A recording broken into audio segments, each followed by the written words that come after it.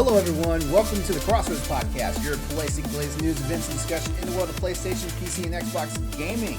I am your host, LeRon Dawkins, and back with me is my buddies, my pals, everybody's here. Let's just go down the list.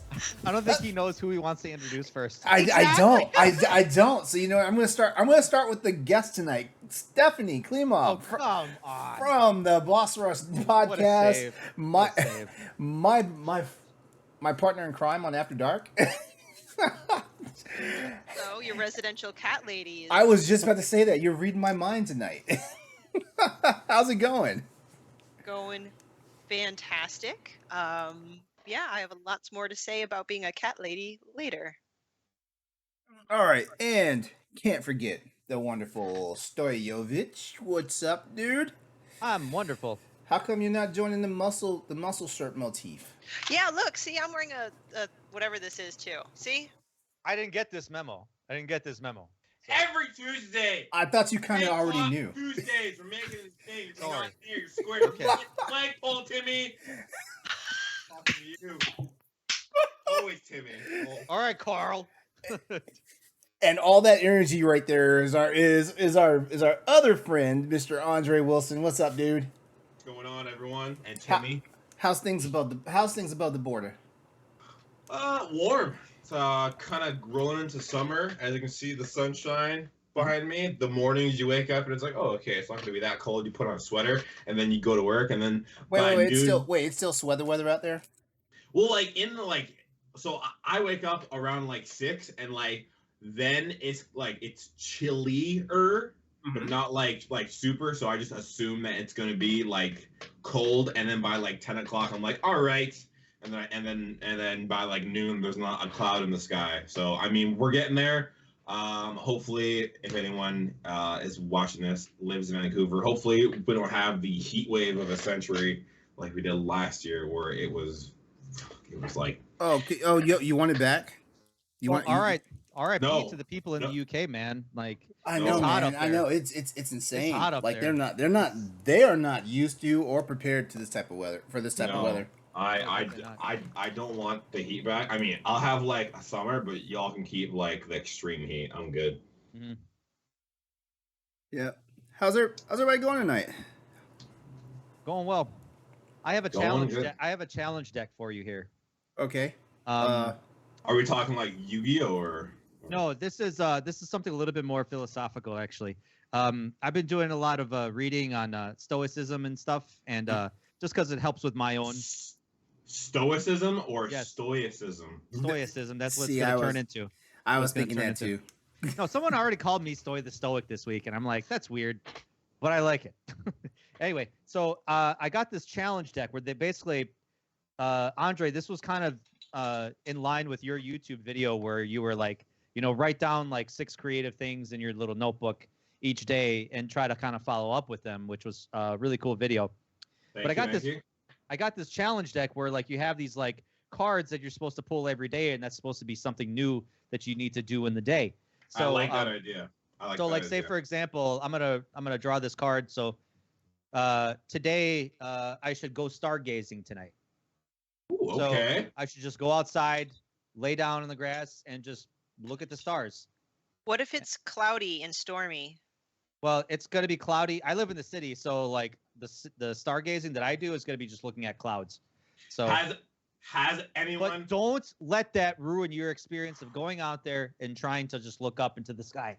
Has anyone here actually ever gone stargazing? A few times. I've been a big enough nerd that when meteor storms are happening, meteor showers and stuff like that are happening, I will find out what time they happen and I will go out. There's this perfect field out in Yorktown. Basically it's the old Yorktown battlegrounds back when the Civil War and all that stuff was happening, stuff like that. No, I'm sorry, Revolutionary War. My bad. Revolutionary War is happening, stuff like that, and there's a spot out there that if it's super clear at night, you can see everything. So the last couple of times that we've had actual meteor showers and stuff like that, I've actually gotten up in the middle of the night and gone out there and threw down a blanket and laid down on Yeah, I mean honestly, it's cool when you think of how small we are in the grand scheme of things. Like Mhm. that's kind of a reminder that it's like, bro, you're just a small little speck in the grand universe. Yeah, of things. yeah. The first It time, humbles you a little bit. oh, for sure. Like the first time I ever went stargazing, I was camping in like, it was. Have you guys ever heard of like Chilliwack in BC?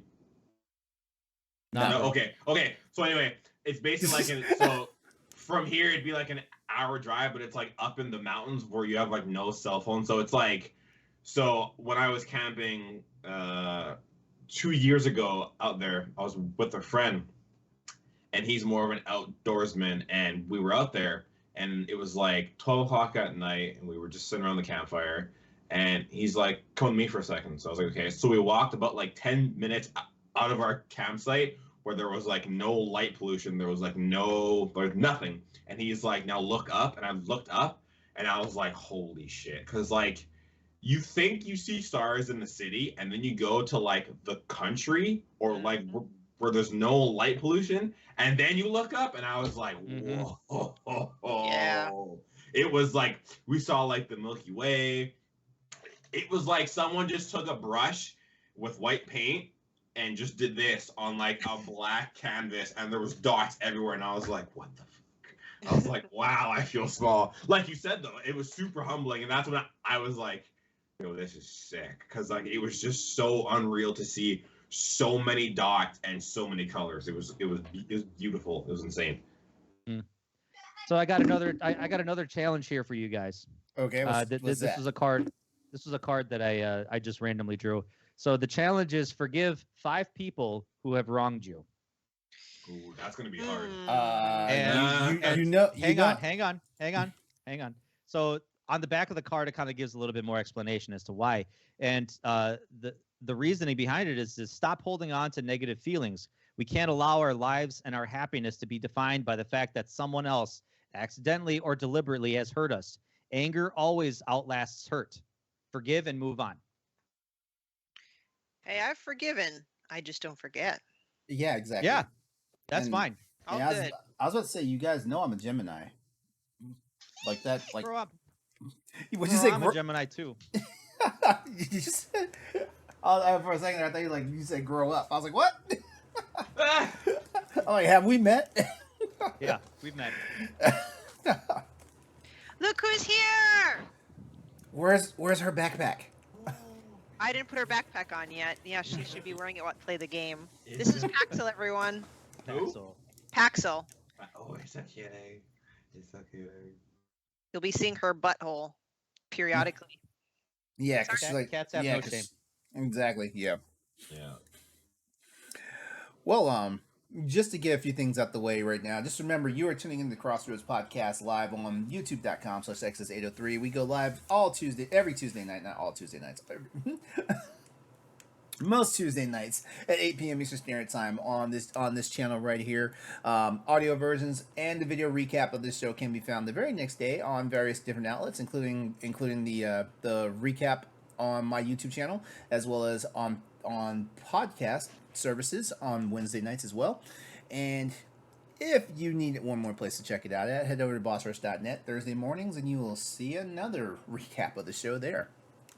If you like the show, please consider subscribing to the podcast and give us a follow on Twitch. I'm sorry, not Twitch. Subscribing to us on YouTube. Whoa. And for you people that are listening on the podcast episode to the podcast audio episodes, remember to share, rate, and review us wherever you check out the show. All right, guys. There goes your Google AdSense account. I know. Just tank. There goes the sponsorship. There goes the sponsorship, bro. They're like, good luck. Try again next time. Basically. Side note, LeRon, what color is your Apple Watch band?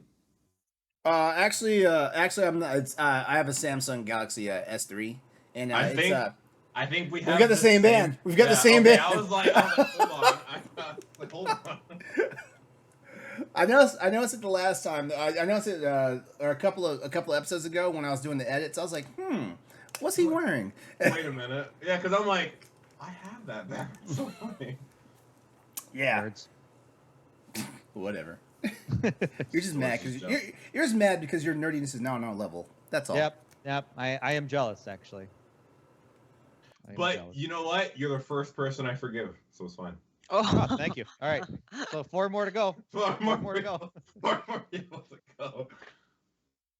Do I have to like call some people, or can I just say out loud that like I forgive them? I think just mentally, even like looking at yourself and letting that go. Because you shouldn't be carrying that. I That's guess fair. That's fair. Okay. you Yeah. shouldn't be sitting there thinking about that daily. You know, having someone live in your head rent free. You should just let that shit go, man. Let that shit go. Hey, hold on a second. We have It says I don't know, LeRon. It says I'm live. it says you're live. Okay. Just Kylo Ren that. And then he freezes. Oh no! LeRon, I'm not.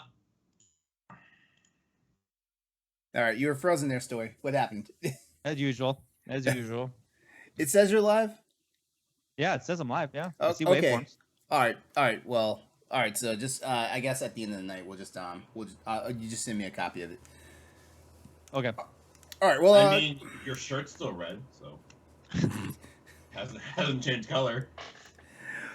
all right. Let's go ahead and get this whole thing started here. We're gonna do the thing and talk about what we've been playing this past week. So guys, who wants to go? Actually, you know what? No, I'm not gonna ask that question. Stephanie, you go first. Damn. Oh, first, because, well, I know this is more than just a PlayStation podcast, but I want to share on this podcast, LeRon, you might have seen this already, but I got the Annapurna Yes. Interactive Deluxe Edition with 8 or 9 of their games, and I got a physical copy of Kena Bridge of Spirits. Yes. But as far as Such what a good game. Yes. Yes, it is. I rolled credits on Ghost of Tsushima. Congrats. I beat it. Congrats. I love that game. I impulse bought the soundtrack through Amazon. Oh So boy. I'm gonna get that in the mail. I don't need it. I need it. Yeah. Yeah. Which is weird because I'm like, don't buy it. Just like listen to it on Spotify or something. But maybe I'm dumb and don't use Spotify correctly, because when I do and I look it up and I hit play, it'll play different songs related to the soundtrack, but not the soundtrack. And I'm like, damn it. Somebody out there Some puts playlists- together a really random, like it's like an inspired by like Yeah. type of deal. I think Spotify does that now, where like you can play like blended playlists. No. It's like, why something can't like I that. just want the damn soundtrack? Oh, sorry, Paxel. So I ordered that. Cat's like, oh my god. But yeah, it's now like really up there on like one of my top favorite games of all time. Like I even wrote a boss. Sorry. No. Did you play it in English or Japanese? I did play it in English. Okay, Ooh. fair. 'Cause I did the same thing. Oh, not did fair. you Not did you fair. play it in like normal color or like old school black and white Japanese? There was an option for black and white. Yeah. So Yeah, like Mhm. there was a Kurosawa mode. yeah. Yeah, So different there's filters. option for like English or Japanese, and you can change the filter. So if you play it in like Japanese with the old school black and white filter, it looks so much cooler, especially when you kill someone and like it's talking Japanese. I'm like, this is so sick. Oh, that's awesome. Well, as some of y'all may know, is even though you defeat the final folks, which I won't say whom, for LeRon to still play it, there's still so much you can do. Like you still need to liberate all the camps and stuff. So I'll play the rest of the game, like do all the extra stuff in black and white and in Japanese. So, and I've been playing Stray. Stray came out today. I had to wait till 11:30 in the morning for it to actually open up. I played about an hour into the game, and it is awesome. It's a different game. Tell us So about clearly it. someone Tell- stayed home from work. I was working. I just took a lunch break. Got it. Hour Tell, long. tell us more about it. Tell us more about it. Give your honest thoughts and assessments on it right now. So it is different. It's not a type of game that I'm used to. Obviously, I'm a huge fan because it's a game where you play as a cat. Mhm. I'm a cat person, and I have an orange cat, and you play as an orange cat. But it's, at least for now, you don't have any ability to attack or do anything offensive right now. It's all about interacting with the environment. Mhm. So you start off. Am I frozen? No, you're not. Okay. You're clipping though, but you're not frozen. I'm telling you, that's my laptop sucks. You get separated from your cat family. You live in like this post-apocalyptic world where it's like nature's taken over, like covering concrete and stuff, and a pipe breaks and you fall down and you enter this city. It's called the Dead City. And the only things that live in it are these AI robots that are at first terrified of you because they think you're, I forgot if it's called a Zorg or something, because there is a malicious enemy somewhere that they're afraid of. And you find a companion, a little AI robot companion that fits into your backpack. Mhm. And you travel throughout the Dead City to find a way to escape the Dead City and return to your litter, so to speak. So what I do now is there's a meow button. There's a button specifically dedicated to meowing, which is great because that's how you can solve a few things. Like there's these people tossing paint to one another, and when you meow at the right time, the guy will drop the paint because you startle him, and that'll cause like someone to get pissed off and open the door and stuff Yeah. like that. So it's cool. I mean, you can jump on things, scratch furniture, and just very, very cool. Just for now, it's really just exploratory. It's relatively linear, but the Dead City, because of the cat mechanics where you could literally jump and leap onto any ledge, there's a lot to explore. Like I'm just kind of going into every nook and cranny. Like I found a key to a safe, and I found a couple of images that are part of your AI companion's memory. So I feel like that's what it's going to be, a lot of exploration. And then eventually there will be interactions with enemies. But judging from the trailer, it seems like it's like a stealth game where you really can't fight back in a sense. So Oh, so no Kung Fu Kitty, basically. not that I know of. I haven't gotten there yet to say for sure, but I'm getting a feeling that's primarily it, which that part I'm not excited about because I would love to tear some eyeballs out, but No swatting or like pawing. not yet, but I'll keep you guys posted. But it's Does very, the very fun. does the cat already have the backpack? Yes. Okay. You get the backpack when you meet your AI and companion. And Annapurna and I think it's B12, the developer, Yeah. they did a great job, imitating what a cat would do. Like when you first put the backpack on the cat kind of like waddles, because that's what happens when you put clothes on a cat. Like they walk funny, like in protest, because they don't want to wear clothes. They're not meant to wear clothes. So They're not supposed to. yeah, they're not supposed to. So they did a great job, like designing the animal behaviors correctly. When you look at the cat real close, it's not perfect. It's a little, the face is a little cartoony. Maybe but this is what cats are probably gonna look like in the future when humans are dead.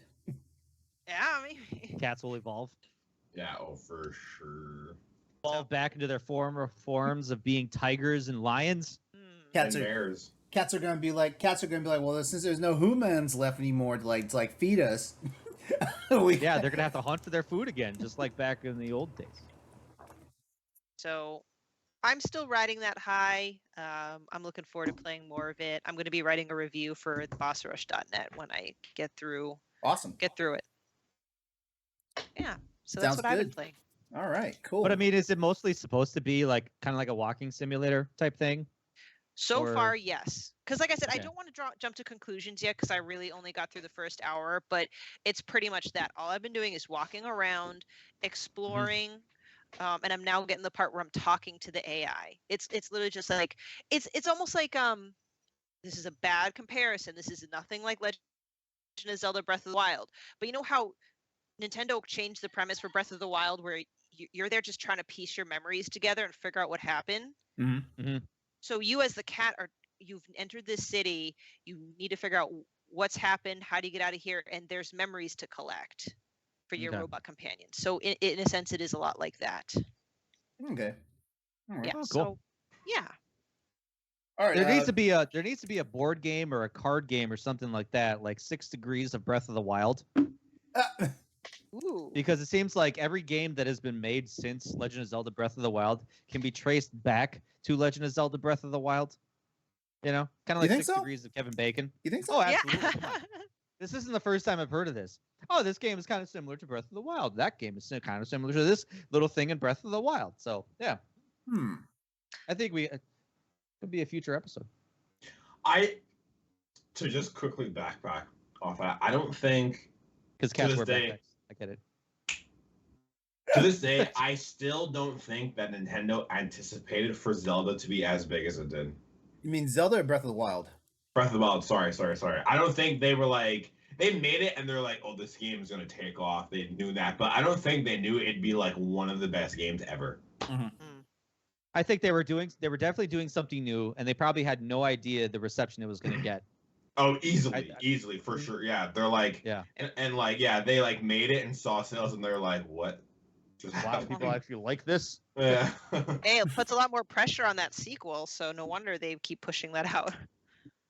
Yeah. So All it's right. our fault, I guess. We shouldn't Yep. be blaming Nintendo, right? It's our fault. Nintendo does no wrong.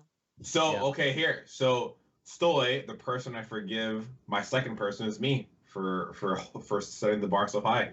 So Yeah, there you go. 3 more. number more. 2 is me. Number 2. 3 more to go. All right. Speaking of Stoy, why don't you tell us what you've been getting into this past week? Well, I beat Metro Exodus last week. How'd you like it?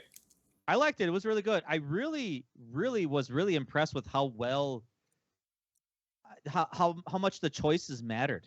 You know, Interesting. Okay. yeah, like how they actually influenced how the people that you encountered and the people that you traveled with viewed you.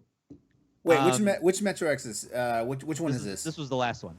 This is where you're traveling by train, and you know it's like the premise of the story is like you're just trying to find safe harbor. You're just trying to find a safe place to really settle down. And but like as you're taking this train, you're encountering all these different villages and these different settlements and stuff in a post-apocalyptic world that, you know, it's like the line, especially you know how in some movies and like, you know, TV shows where it's like post-apocalyptic, but like everybody's a monster and an animal, but it's not their fault because it was a matter of circumstance. And no, don't be mad at them. They're just slaves only doing what their masters bid them to do, and all this and that, and just, you know, so there's a lot of gray lines.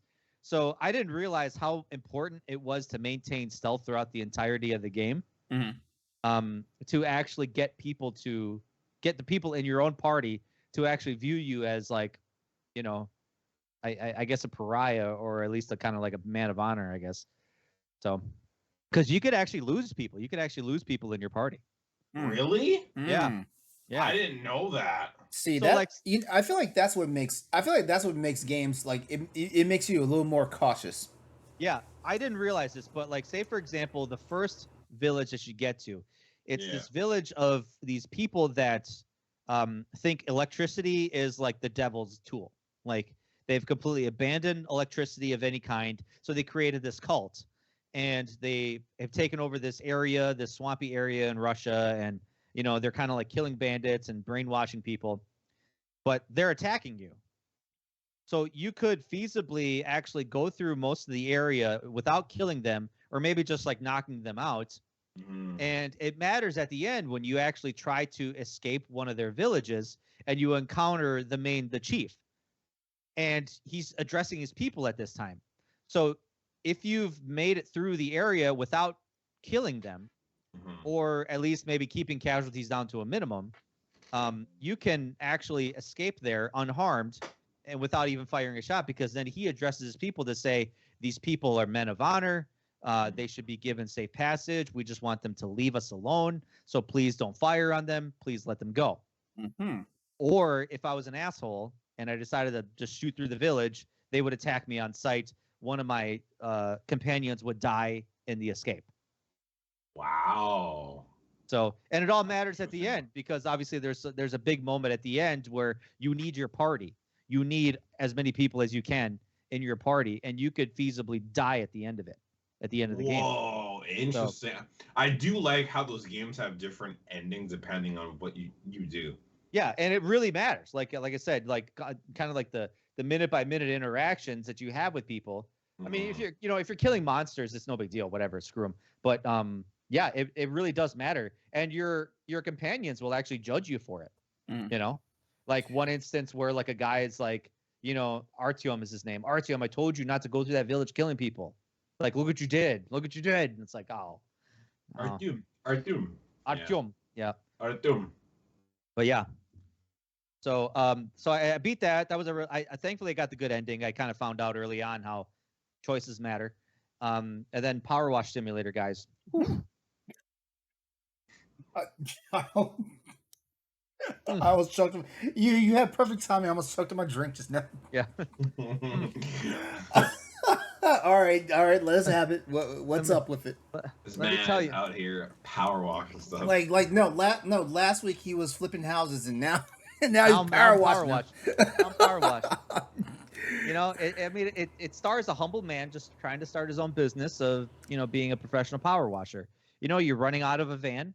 Maybe you got a little garage because, some people want their vehicles power washed. Like I had to power wash a motorcycle. It was all dirty, and I had to power wash it. So, Aww. and you got to get in all the nooks and crannies. Like they really you have to power Hold on, wash. you're using the it environmentally safe shit though, right? You're not. It's just water, man. Okay, it's just water. Okay, I was about to say. Now with I that was about to say- soupy stuff, yeah. I was about to say, because some assholes out here using that bleach shit, and it's No, like, come no, on, dude. no, I use soap. So like it's funny because they give you a story, and like some of the writing in this is actually really good if you read the text messages, or if you read the kind of the descriptions. Like I was power washing a house, and I get a text message from like a colleague to say like, hey man, the guy is actually the guy across the street is really enjoying your work, so he's actually sitting outside in a lawn chair watching you work. I mean, so I mean he's not there, but like seeing those text messages pop through is kind of funny. Basically, because you're out there wearing hoochie daddy shorts and no shirt, No, I mean you got to wear full suit. You got to wear full suit. Okay, Yeah. okay. You're not just We're doing talking this. a full wash. You're not just doing it as a hobby. Like you're. No, this is professional. No, I have my own van with my own company name on it. I have clients. I get paid for the work. Okay. This is real. Real. Okay, I didn't mean to fetishize you. I'm sorry. Okay, all right. I'm just saying, power washing, man. There's it takes a long time. Oh yeah, a long time. Like I have I got this job about doing cleaning a playground, and it was funny. Like I get the message to say like, apparently a bunch of these kids in this neighborhood are getting contact dermatitis, and apparently the parents are saying it's from the playground, but whatever, I don't believe them. Why don't you just go clean it up just for appearance sake? And you get there and it's like everything is covered in dirt. The slides are covered in dirt, the floor, the padding, covered in dirt, the benches, everything just grimy. Nasty ass kids are playing on that. It's grimy and moldy everywhere. Like it's just nasty. It's probably like the city or the housing community just never takes care of that shit. Well, that's what I'm saying. Like I get some of these jobs, I get to do a whole house, and it's like literally every inch of the outside of the house is like, how the hell you get this bad? Even the toy car in the backyard is moldy as hell. What the hell's the matter with you people? Well, I power washed my house in real life earlier this spring, and let me tell you, A, it does take a long time, but Yep. B, man, is it so satisfying, and I feel so damn powerful with that little water gun thing. Hell yeah. I mean, it puts in some work. You could change the nozzle sizes. You could change the spray power. You could actually add soap. So like if there's a particularly large area that you need to clean, if it's a large wood area or, multi-purpose, multi-surface, whatever, you can spray soap on it. Environmentally friendly, LeRon. That's what I'm talking about. How much do you charge per hour? I think it's like they charge you like per section. Okay. So like say for example, you have a house that you have to power wash, right? And it's like they'll charge you like maybe $10 for the gutters. And then for all the windows, they'll charge you like $50, but like each window is like maybe like $2 or $3 total or something like that. So it's weird how they micromanage and itemize everything. And it's a good way to keep on track because like if you miss one spot, it's like you have this little meter that shows you like how much you've power washed it completely. And then the area will like ding and flash to show you like, okay, you're done. You can move on. But like you'll do the whole roof and then it's like, it says I have a sliver left, and I don't know what side. And it's like I'm power washing everything. I'm like, God damn it, where is it? That's why it takes so long sometimes. All right. Anything else? Anything else you gotten into? No, I think that's about it. Cool. All right, Andre, you're up. Just been playing some Destiny, catching up. Grandmasters are out, and if anyone that doesn't know, Grandmasters are basically like end game PVE. You got to be a certain level to play them. So I'm just playing a little bit of catch up because I was on a bit of a burnout with the game. So that's been Isn't a fun. new season coming? A new season No, here. there's a new event, and it's a 4 week event. It's called Solstice. It's basically Solstice. like, Okay, yeah, okay. it's basically like the summer event of Destiny. So like the tower is basically like the common area is all like they're like grass is growing and it's like a big summer vibe. You can get like different outfits that glow and all that jazz. So that's cool. That started today. Other than that, I'm playing Chrono Cross, and it's I'm improving to the point now. So each character, Stoy will know what I'm talking about. Each character has like a stamina bar, and when you move and when you use powers or attacks, your stamina will go down. So I've gotten to the point where I will attack with a certain character until they have like 10% left of their stamina. Mhm.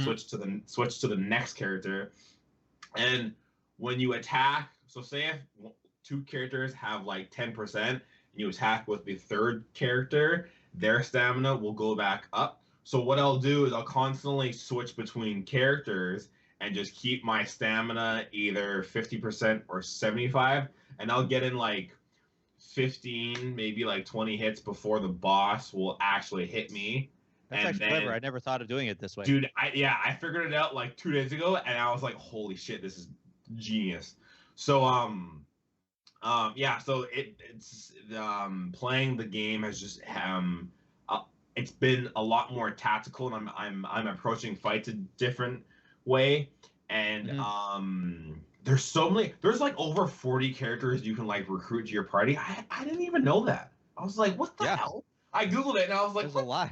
There's a lot of people you can recruit, and it's cool because like your game, some of your actions you won't be able to recruit everyone, so I kind of have to pick and choose who I want to recruit. So it's been fun to try out different teams, different builds almost, and it's just been a lot of fun to approach different things more tactical. Cool, cool. All right, Good so game, good old school RPG. Oh, for sure, for sure. So I want to ask you this question because this game has been out for that game. That's an old PS1 game. So I need to ask you, like, in the here and now, how would you rate that game? How would you rate it? Now? Yes. So okay, if I could shoot back to when I was a kid playing it, I would say if I was just like happy go lucky, didn't really care too much about the story. I was just kind of like, ooh, a new fun game. I'd probably give it like out of 10, like a solid like maybe 6. But now that I'm a lot older, I understand a lot more things. I honestly give it like probably like an 8, and that's because so Stoy, we've had this conversation that like graphically it's not the best. So 2 days ago, I actually put it in the dock downstairs on my TV, and like it was a bit worse when it was on the bigger TV. I'd be like, turn it off, turn it off. The backgrounds are so bad. I was playing it at one point, and I was using my Joy-Cons, and sometimes I would push a button, and I'd push like A to attack, and then wait 2 seconds, and then my character would attack, and I'm like, oh, that latency. Yeah. Oof. This game did That's not. what I was talking. So That's what I was talking about. Sometimes the frame rate and even like the controllers like just don't. Oh my god. it was so like playing it on the TV on a dock. I don't recommend, but like playing it in the Switch mode, it's still good. It's still good. But overall, I give it like an 8 now because now I can like again now I think about different strategies. I understand the mechanics of elements and the weaknesses a lot more. I understand the different. Why they overdo the freaking Chrono Trigger formula? I don't understand. I don't. I don't get the whole like. Chrono Trigger is like one of my favorite all-time RPGs, and I was so excited when they announced Chrono Cross, and then when I got it in my hands, I was like, I don't like this. You know, it's weird because like Chrono Trigger fans either love this title or hate it. I've heard some people say like, yeah, same. They're like, this game's not fun, and Yeah. I'm like, well, I enjoy. But yeah, so the whole like, I enjoyed it. Like I said, the first time it around, was fun. I thoroughly was enjoyed fun. it. I Yeah. feel like I feel like now I can probably play it now and probably appreciate it, which I'm going to do eventually. Like just so I can be on the Chrono Cross train here with the Crossroads. You know. I don't think it's gonna win you over. I really don't. Oh, you don't? Oh yeah. I mean yeah, because Especially with the, I mean, I don't take this the wrong way. Especially with the attitude that you've like kind of displayed. Like I really don't think this game is gonna convince you. What do you mean with what attitude? Like like a little bit pessimistic. Oh, I got you. I'm not saying that in a bad way. It's just like, I mean, this like if you play the remastered version, Yeah. It's not gonna win you over. Okay.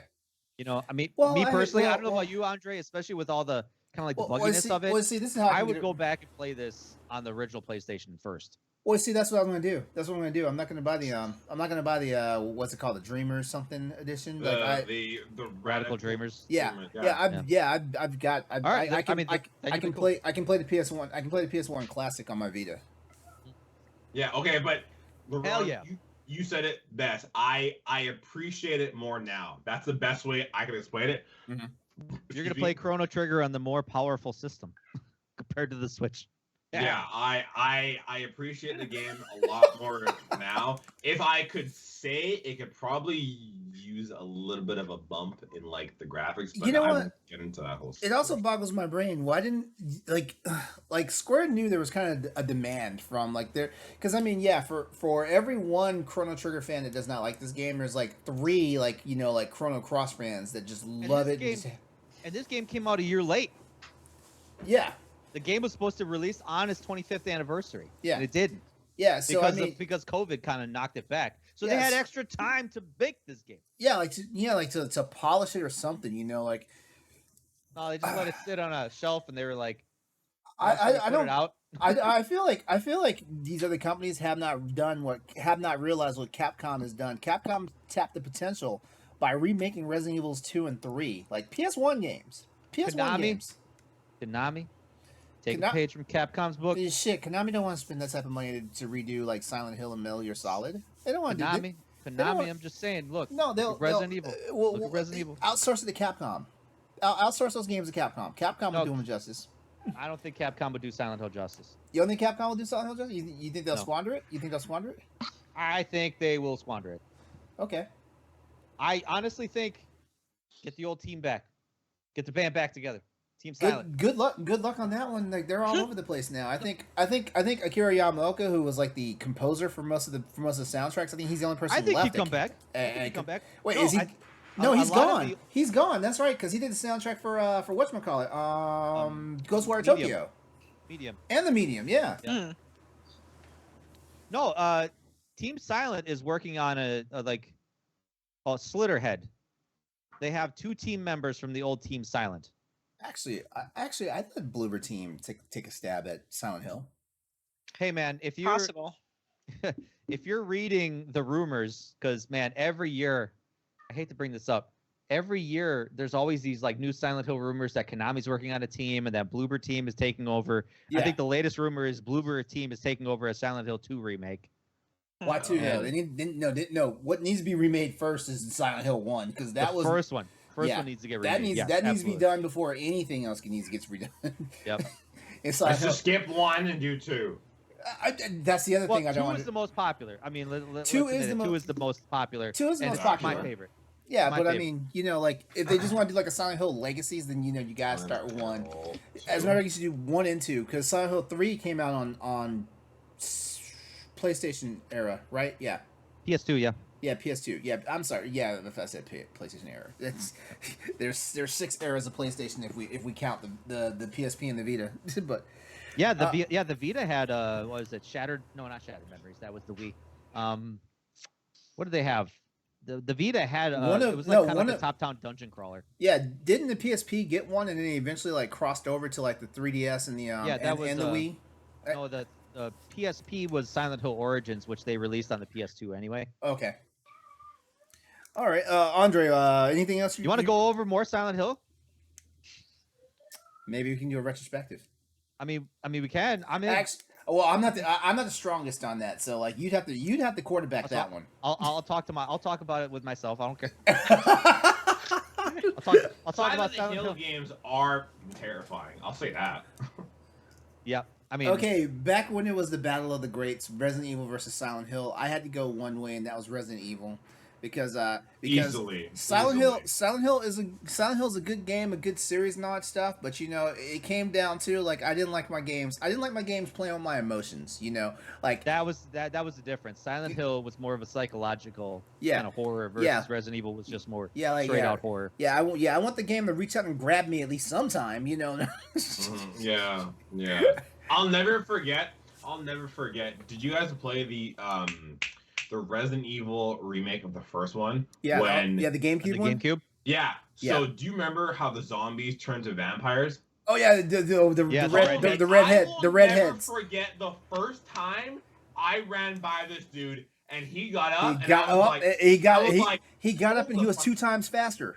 I was like, I come around a corner. The camera switches. I see the zombie. I'm like, why did you look a different shade of red? I don't know. Who cares? I run by him. He goes, stands up. I pause the game. I'm like, what the fuck just happened? And then Capcom are supposed to be dead. And then I pause the game. Panic attack. I killed him. Turn it off. I'm like, I'm not playing this game. I am not playing this game. You always remember the first time that you almost shit your pants. Never forget the first time I ran into a Crimson Head. And then that's what they were called, Crimson Heads. That's it. Yeah. I put the big boy pants on, turned the game back on, and eventually I found the leader, and I was like, "What the fuck is this?"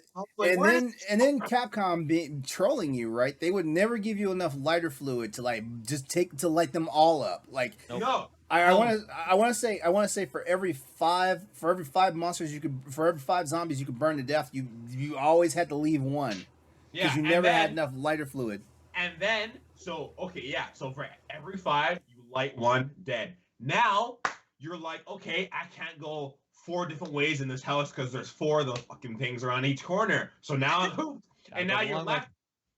So it's either that or you man up and you run past that thing. And half the time I'm like, don't look, just run. And I ran, and then I would just hear, and then come around the corner, and I'm like, great, there it is. Yeah, I'm dead. Oh God. I'm imagining Andre walking up to every door and going, "You're a big boy, Andre. You're a big boy, Andre. Come on, let's go." I'd be like. Here's what I'm gonna do. I'm gonna go to the doorway. I'm gonna take 5 steps forward, and I'm gonna cut to the right. I'm gonna go do a little swoop around, and I'm gonna keep going. Yeah, I'd approach the door and be like, shit, is this the one? And then I'd be like, map, and I'd be like, okay. Listen, okay. I don't want to go down a rabbit hole, but I just want to ask, and then we can always talk about this another time. I know I'm going to talk about it with you, LeRon, tomorrow. Has anyone started watching the Resident Evil on Netflix that just came out? I watched the first episode last night. I heard it's just ass. I heard it's ass. Yeah, I'm on that consensus too. But I actually saw the meme today of Thanos, and it was like the OG films with Mila. And the meme said, maybe I misjudged you harshly. I was like, Yeah, like I watched the first episode last night before I went to bed, and it's kind of intriguing, but at the same time, it's not doing what's supposed to. And I feel bad because like I do love the Resident Evil franchise, and like I read books, I've checked out the graphic novels. Of course, I've watched every Resident Evil movie to date. So yeah, the 7 films are out, the six with Mila Jovovich, and the one that just came out with More than what I did. Yeah, and it's just you said more than you did. More than I did. I stopped after the 3rd one. I was I can't do this. Oh, I mean, I'm in love with Mila Jovovich, so that's because she was in Monster Hunter. No, but this is before she was in Monster Hunter. But then you saw her in it, and you're like, "Oh, this just makes it better." Oh yeah. But anyway, like I've basically seen every Resident Evil live action property. I've even seen all the CG movies, the Resident Evil CG movies and stuff like that. Those are really good though. They are good. Do you remember to a point. Do you remember that movie where Leon Kennedy was riding up the stairs on a motorcycle? Here we go. Remember that scene? He always And brings it it was- up. That's why he Then loves. he's in the hallway shooting zombies like it's John Wick with Chris Redfield. Love that. Okay, come on, that scene is so good. No. I just want to know. I just want to know who directed that movie, because whoever was directing for that movie, they must have had a BDSM thing going on, because they had those tyrants in the fucking dog collars and shit. I'm like, what's going on here? What is this? Wait a minute. God damn. And then when you take the collars off, they Hulk out and all this stuff. And it's like, what? What kind of wacko, basically? I have a feeling we've gone way off track. Yeah, we have. 'Cause That's we were my talk- bad. Yeah, because we were No, talking I about. think that's all of us. That is all of us. We take equal blame for that one.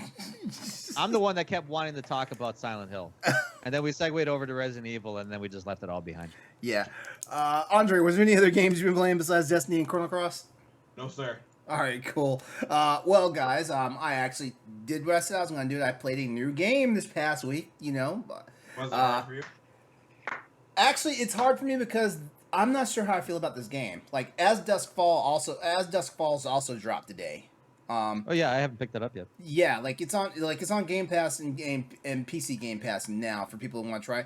And I'm interested in it because I like storyboard. Well, I like narrative driven games. So games like Heavy Rain, Detroit Become Human, stuff like that. Like this is my wheelhouse. But remember a couple of weeks ago when you remember Stoy when we did the EXP cast for the Xbox show, we were like, man, like I hope this is not how the game turns out, right? Because it honestly looks like a whole bunch of watercolor storyboards and not an actual video game and stuff like that, and that's really what it is. I think that's really what it is. Okay, that because that kind of Yeah. threw me off because I think the art style is what's gonna kind of turn people away from this game, which is sad Yeah. because it's probably got a really good story to it and really good branching paths. I honestly want moving polygons and stuff like that, and stuff like that, The story's intriguing and stuff like that. Like I played the first chapter, and this is how I know like the game is not. I'm not sure if the game is going to be the driving force for me. I haven't imprinted on the characters yet. Well, the characters haven't imprinted on me, I guess you should say that. Because normally when you're playing a game and stuff like that, like one of the characters, whether it's the hero character or like a sub character or whatnot, you usually latch onto that character and it's like, okay, I gotta see how this thing goes out. Like so far, I'm not there, and I played a whole chapter of the game, and the first chapter of the game, shit jumps off. This is not like playing the Quarry or Until Dawn. Like shit jumped off the first chapter. As a matter of fact, you had three action things in three action sequences, that were actually long parts of the actual chapter, and the characters just haven't stuck with me yet. So I'm not sure how I feel about it. I think because I actually have to put some content up on my YouTube channel, I think I'm gonna go ahead and record and start streaming and stuff like that. But I'm not sure. It's probably gonna be a half-ass thing. And Don't go half-ass with that, man. okay, yeah, it's a new game, and new games, stream new games, that gets you subs and follows and stuff like that. Yeah, I'll do it. But right now, I just don't know, and and like I said, I love these types of games and stuff like that. But so far, I'm only playing it for the story, and for a guy like me, playing for the story is usually what gets me going anyway. But it's literally the only reason why I'm here at this point now. So it's. Don't take my word for it. I would say try it out, especially given the fact that if you're a subscriber to Game Pass on any version of it, whether there's PC or Xbox, give it a tear yourself away from Power Wash Simulator and House Flipper or hunting monsters and stuff like from that. Monster Hunter. Give it a try. I'm gonna say that because I'm not ready to condemn it just yet, but it's just not doing it for me right now. And I hate to say that because I don't know a lot about the studio, so I'm not sure how many other games they have under their belt or anything. Are they a new studio? I mean, I saw the Summer Games trailer with them, and it's a very diverse group of people. Yeah. Which, I'm thinking, you look at this and you can tell they actually drew inspiration from some of those other games I just said, like Detroit Become Human, Beyond Two Souls, Heavy Rain, stuff like that. There's other games out there, but for some strange reason, I have a serious hard on for all the David Cage games because that dude hasn't done me wrong in my opinion. It's their very first game. He's done. Oh, it's their very first game. Okay, so Very first game. So I'm giving them. And coincidentally, the creative director, Caroline Marchall, she was a lead game designer on Quantic Dream's Heavy Rain and Beyond Two Souls. Really? Okay. Yes. That Huh. that explains the inspiration. Then that explains it. Okay. Yep. So I'm gonna stick with it because, like I said, the story is kind of what's keeping me here, but it's not doing the best job of keeping me. So like I'm gonna keep doing it. Mm. Yeah. But like I said, give it a try. Like we're a PC, PlayStation, Xbox show, so like we will plug stuff when we can, and this is worth an honest try. Besides, there's some good stuff that dropped this week, and we're Yeah. getting ready, and we're getting ready, Everything but Nintendo. and we're getting ready to talk about some of the stuff that dropped. So Sure. Boy. so yeah. So let's just break on into it. So here we go with our new and notable games coming out for this week. I'm looking at something real fast, so I got distracted. My bad about that. But we've got the notable games coming to PC, PlayStation, and Xbox this week. Why am I leaning with PC? That was last week because we're not PC heavy this week. Last week was PC heavy, and This week is console heavy. Did you want to take this one, LeRon, or me? I mean, if you want to take it, you can do it. So we got from the 11th of July to the 17th of July. Andre, you know what? Go ahead and tee it up while I get the. I thought links. you were just gonna do. Why don't you go ahead and take it? But anyway, on July 12th and 13th, this is I was saying the range of the week. Right. All right, Andre, you're up. Okay, so July 19th, we got 5 games coming up. First one, which actually I saw some pictures, looks really cool. Racing, Forza Horizon 5, the Hot Wheels DLC. I saw some screenshots. If you can actually drive a Hot Wheels track, I'd play this. Yes, sure. that's exactly what it is. That's exactly what it is. Play that. Literally a Hot Wheels track. Yeah.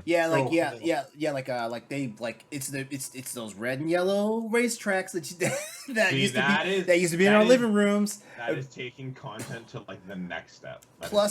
Plus you got the Hot Wheels dream cars and stuff and that actually show up in the game too. So yeah. So cool. Adventure game.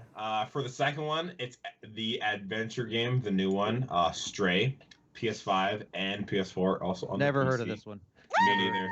Probably about a squirrel. Then I'd play it. Squirrel. The narrative action adventure As Dusk Falls, like we just talked about, Xbox Family and PC. The fourth one, the indie adventure Gloom and Doom, Xbox Family and PC. Fifth one, the indie adventure Endling. Extension is forever. PS4 and PC. On July 20th, we have the survival game Dread Out 2, PS5 and PS4. Now, just a note on Dread Out 2 real fast. Dread Out 2 came out 2 weeks ago previously for Xbox. And now the PlayStation gets its run on it. This is the Fatal Frame meets Silent Hill game we were talking about, I remember. Yep. Hey, we should talk about Silent Hill. Or I can talk about the second game, RPG, Stranger of Paradise, Final Fantasy Origin, Trials of the Dragon King. What's DLC. your favorite Silent Hill, Andre? Number Mine's 3. the second one. Mine is number 3, the indie shooter, Severed Steel for PS5 and PS4. Number 2 is my favorite. For Shattered Memories for the Wii. You really can't talk all day. Stoy's trolling you. Oh, I'm done. I'm about to mute his mic. Number 2 was my favorite. Number 4, we have the action RPG Baldur's Gate. Dark Alliance. PS5 and PS4. For some reason, this is the re-release. For some reason, I wanted to say something else instead of Gate. I'm not gonna... I don't know why. But anyway. Number 5, we have the indie adventure Hazel Sky for the Xbox One and PC. And number 6, Two-Star for the PC. July 21st, we have the action Bright Memory Infinite for the PS5 and Xbox Series X. I think it's finally going to be the full game. For number... Sorry, wait, what? Go on. I was going to say, because this initially came out on the Series X, because this was made by one developer. One dude. Oh, yeah. A single man house? Yeah. Okay. And I think once he started kind of getting some steam on this game being on PC, like he actually started to hire people to really finish the game. Like he just made like a pretty rough demo, and it became really popular. So then, well, damn it, Andre. I'm sorry. I hate taking work home with me. Yeah. That's what I wanted to say. I don't know why. But yeah, so that was all I had to say about that. But it's finally going to be a full game, thankfully. I need to timestamp that. That's actually going in the final cut. I'm so sorry. I saw that. I'm like, don't say it. Don't say it. Number 2. Can someone please help me with this word? Danganronpa S Ultimate Summer Camp for PS4 and PC. No idea what that is. I think you need to add that slogan into every game that you list from here on out. Now, I need you to do this for me. Actually, Danganronpa is like it's a cult favorite like RPG series. As a matter of fact, Really? Austin's a big fan of it. Yeah, Austin was a big fan. Austin's a big fan of this series, but also like if you like the Persona games and if you like the Persona games, Danganronpa is also up there. Okay. I'll have to keep a lookout. Number 3. Also, sorry, this is the July 20th. Sorry, July 21st. Just so I'm clear. Number 4, we have the adventure game Hell Pie for PS4, PS5, also on PC and the Xbox. So the full plate there. And number 5, the indie game Post Void, PS5 and PS4. And don't forget River City Saga: Three Kingdoms, which is Pardon me. Yeah, I'm like, I swear I'm missing a game. July 22nd, 4 games. The first one, Capcom Arcade Second Stadium, PS4, old school goodies, yes. Sir, also on the Xbox One. Indie, the Airy? Airy Vikings, PS4 and PC. This also game, on Xbox Airy gets so many updates and expansions. Like, damn, like for $19 games, like shit, like they. You're getting your $19 and more. So, have you guys watched gameplay of Severed Steel? No. Oh my god! I legit thought you were gonna ask if we've seen gameplay of Silent Hill, and I was like, I'm done talking about that. Why do you have to keep bringing up Silent Hill all the time? We're done talking about that. God, stop talking about it, dude. But yeah, no, Severed Steel, man. If you watch the gameplay trailer of that, woo, that's a seizure waiting to happen. Ooh. Oh Jesus! Oh my god! Yeah, I'm looking at it right now. I mean, it looks cool. Like, it looks like it would play really well. Yeah. But, goddamn, like, make sure you take your epilepsy pills before. Thanks. The screenshots alone, I'm just like, holy bright, holy colors. Number 3, we have Princess Loot Pixel Gang ×2 for the Xbox One. Last game, Severed Steel, Xbox Family. Question: Why the F are there so many PS4 games? Leave it alone and drop the system. You know. I'm sorry, but I know we talk about this all the time. We talked about this before. Drop it. Like, there's so many games. There's 1, 2, 3, 4, 5, 6, 7, 8, 9, 10, 11, 12. There's 12 PS4 games and PS5. Out of this list of 20 games that we talked about tonight. Stop. Just end the cycle. Oh. At least it's not 17. And real Which fast is how many here. Silent Hill games have been made. Oh. I had to Google that.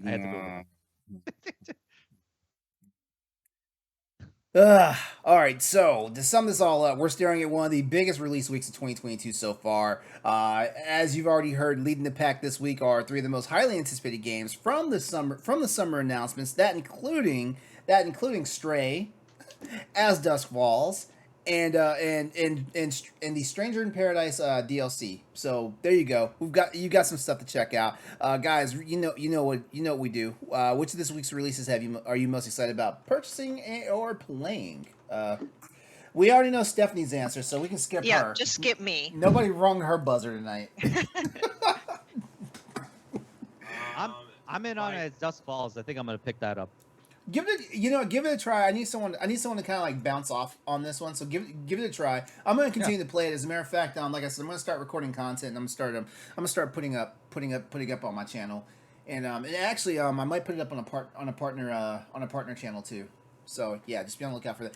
Oh, by the way, you know what? I'm gonna be the PC Master Race snob for a second. This game has no 4K settings. Why would it need 4K settings? It doesn't look like it would need it. It doesn't, but at the same time, you know, like with all these colors and stuff, it'd be nice to have like the 4K HDR. Bro, it's their first game. Leave them alone. Okay. Like, hey, okay. I'm not gonna go to Metacritic and review bomb them. What do you expect them to be? Naughty Dog right out of the gate? Come on. Why? Yes. Why can't they be Naughty Dog? LeRon, they need that Sony money. I know Naughty Dog is your first game, but why no 4K? Fine. Naughty Dog has yet to give me the finger. Go to London, stand in front of their studio, and hold up a sign and say, "Why no 4K?" Oh no, it's too hot. It's too hot in London right now. Yeah. I'm sorry. That was a very bad joke. I'm sorry. We'll have to wait till winter. Andre, was anything jumping out at you? I would say give Danganronpa a try. Honestly, the game you can't pronounce. That's too weird, man. Honestly, the too weird. Forza Hot Wheel thing, I'm not gonna lie, sounds kind of cool. And lately, I've been wanting to get into Formula One just because of just watching the show. I've been like, man, I really want to play a racing game. So Formula One and the Hot Wheels thing. Well, here's what you do. Then. Sign up for Game Pass PC. I should just get the Game Pass for the. Sorry, I didn't mean to cut you off. I think actually you could do a 10-hour trial of F1 2022 on Game Pass. Or Oh, really? Yeah, I think it's on Game Pass or PlayStation. I forget which one. Okay. Yeah. Also, Stoy, I just started season 2. Yeah. Oh yeah. Yeah. But yeah, get Game Pass on PC. Forza Horizon 5, the standard edition, is free on there. It's only going to cost. On Xbox. On Xbox. If you have Game Pass, you could do a 10-hour trial of F1 2022. Okay, cool. I'm Forza Horizon 5. The only thing Forza Horizon 5 will cost you is 112 gigs of space on your hard drive, and then get that Hot Wheels expansion. You have to pay for that one, unfortunately. I mean, it's worth it. It's a giant Hot No. Trust me, it is worth it. It is worth it because I missed that train when what was the last game they had? Was it Forza Horizon 4 that had it? No. It was Forza Motorsport 5? I don't know what you're talking about. The Hot Wheels expansion. Yeah, it was a more recent Forza. No, the last one was Lego. And I think Forza Horizon 3 had the Hot Wheels one. Okay. So there you go. There's everything that's slated to come out this week. The 11th to 17th of July of 2022. You know the deal. Hit us up PS_Crossroads on Twitter. Let us know what you're thinking about playing or what you're already playing or checking out. And give us some ideas and stuff like that. We're gonna go ahead and move on to our next topic tonight, which we've got some PlayStation news for you guys out there. Big PlayStation news. Bro, this ain't that big. PlayStation's late to the party on this. I mean, it cracks me up how I was reading this and I was like, okay. Stoy is not impressed. Impressed. I mean, okay. Well, we'll talk about it later. Go with the story. All right, so we've got we finally got the mid-month PlayStation Plus Extra and Premium games for July here now.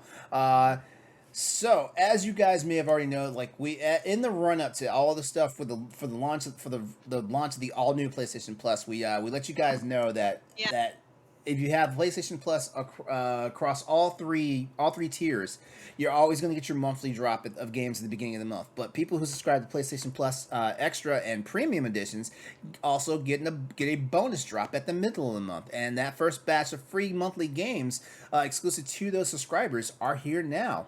And it's hot.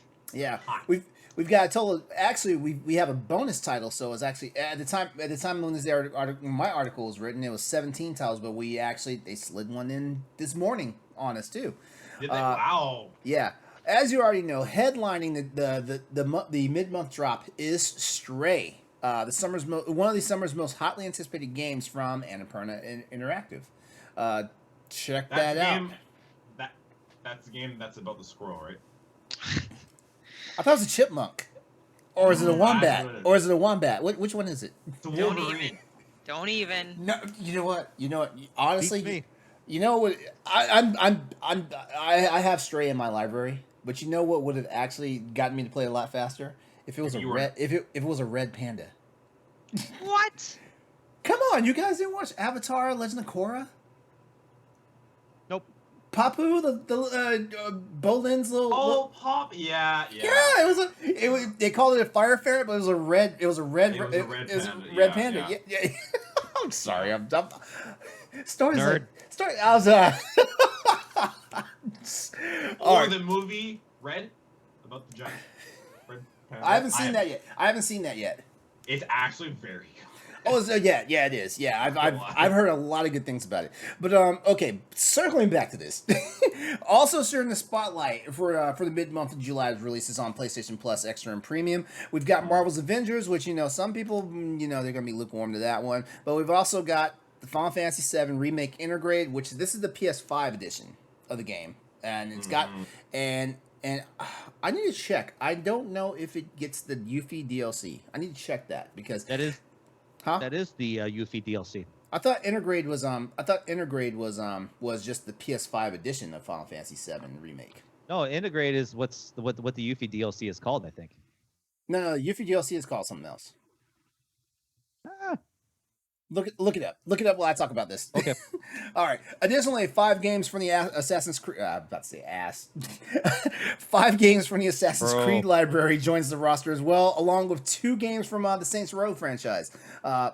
PlayStation Plus Premium subscribers will also receive 3 classic PlayStation titles, that being No Heroes Allowed and Loco Roco Midnight Carnival, as well as Echo Chrome, all coming from the PSP. For a complete listing of the games available to PlayStation Plus Extra and Premium subscribers, head over to bossrush.net, check out the article, and you get a full look on everything. And also, reminder, there's plenty of time to claim July's PlayStation Plus games, which are available across all tiers of PlayStation Plus.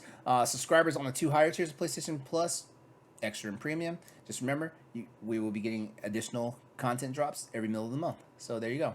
A whole bunch of bonus games. And you're right. Okay, about Right. the So Final Fantasy VII Remake Integrate is the full package of Mhm. Final Fantasy VII. That includes the Yuffie DLC, which is called Final Fantasy VII Intermission. yeah, okay, Oh, because yeah. I'm watching the trailer right now, and it has some of the game and then some of Yuffie games, and I'm like, is this So, like the Yeah, this the literally same game? Integrate is the whole thing with the whole package, the Mhm. full game and the Yuffie DLC. Okay, that's cool. So cool. Stoy, I think you said you had some thoughts about this whole thing with the PlayStation Plus Extra and Premium stuff. No, the loyalty. The loyalty stuff. That's Okay, what I yeah. was talking about. Oh yeah, we're about to roll into that That's in a what I moment. No, this is actually good. Like honestly, this is what I was hoping the PlayStation games that they would be releasing would be. Mhm. Like we'd actually start seeing some really good big games for Yeah. people who I may have mean, missed out on it. I mean, like I did tell people to go to the website, but you got Stray, you have Final Fantasy VII Remake Integrate, you've got Marvel's Avengers, Marvel's Avengers guy? Come on. No. right? Actually, Marvel's Avengers? people can say what they want, but they've done a lot to fix this game. No, they haven't. No, they haven't. I was trying to be diplomatic. Look, you don't have to be. We You're want a to podcaster, we LeRon. want to be sponsored We by need Square your honest Enix. opinion. We want to be sponsored by Square Enix, so we get Square Final Enix Fantasy doesn't want to 16. be sponsored by Square Enix. You kidding me? Jesus. Well, yeah. I mean, come on, we got Assassin's Creed Unity, Black Flag, Rogue, Black Flag, the best one. Can't Freedom- change my mind. Freedom Cry, the SEO collection. Then we've got Saints Row 4 Reelected and Saints Row Get Out of Hell. Get Out of Hell is fun. It's pretty fun. It kind of reset the multiverse. It reset the timeline, so to speak. Yeah. Yeah, so I mean, there's stuff going on. You know what? If more and more drops keep happening like this, I think they really just need to concentrate on fixing the streaming only content, because I tried to play Mega Man 10 and I tried to play, I can't remember what the other game was. I tried to play 2 different games and that latency just killed me and took me right out. I was like, I can't do it. I don't think we're there yet. And I don't think we're there need. yet. And for a Mega Man game, you need fast twitch stuff. And Mhm.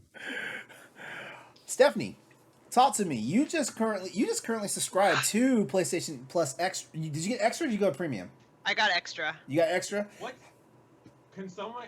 Because I think I'm a bit new. Is there like PlayStation Plus and then like 2 more things? Okay, so PlayStation Plus rebranded last month. And basically that'll do it. they integrated PlayStation Now with PlayStation Plus. So now there's three Okay. there's 3 subscription tiers for PlayStation Plus now. You've got They the integrated.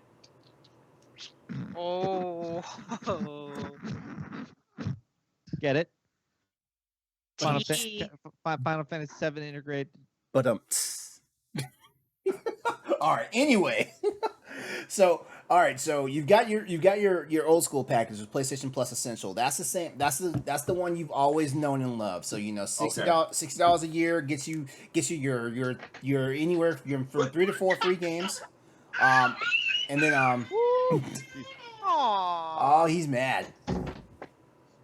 Knocked on my door. That's why I was like, "Who is that?"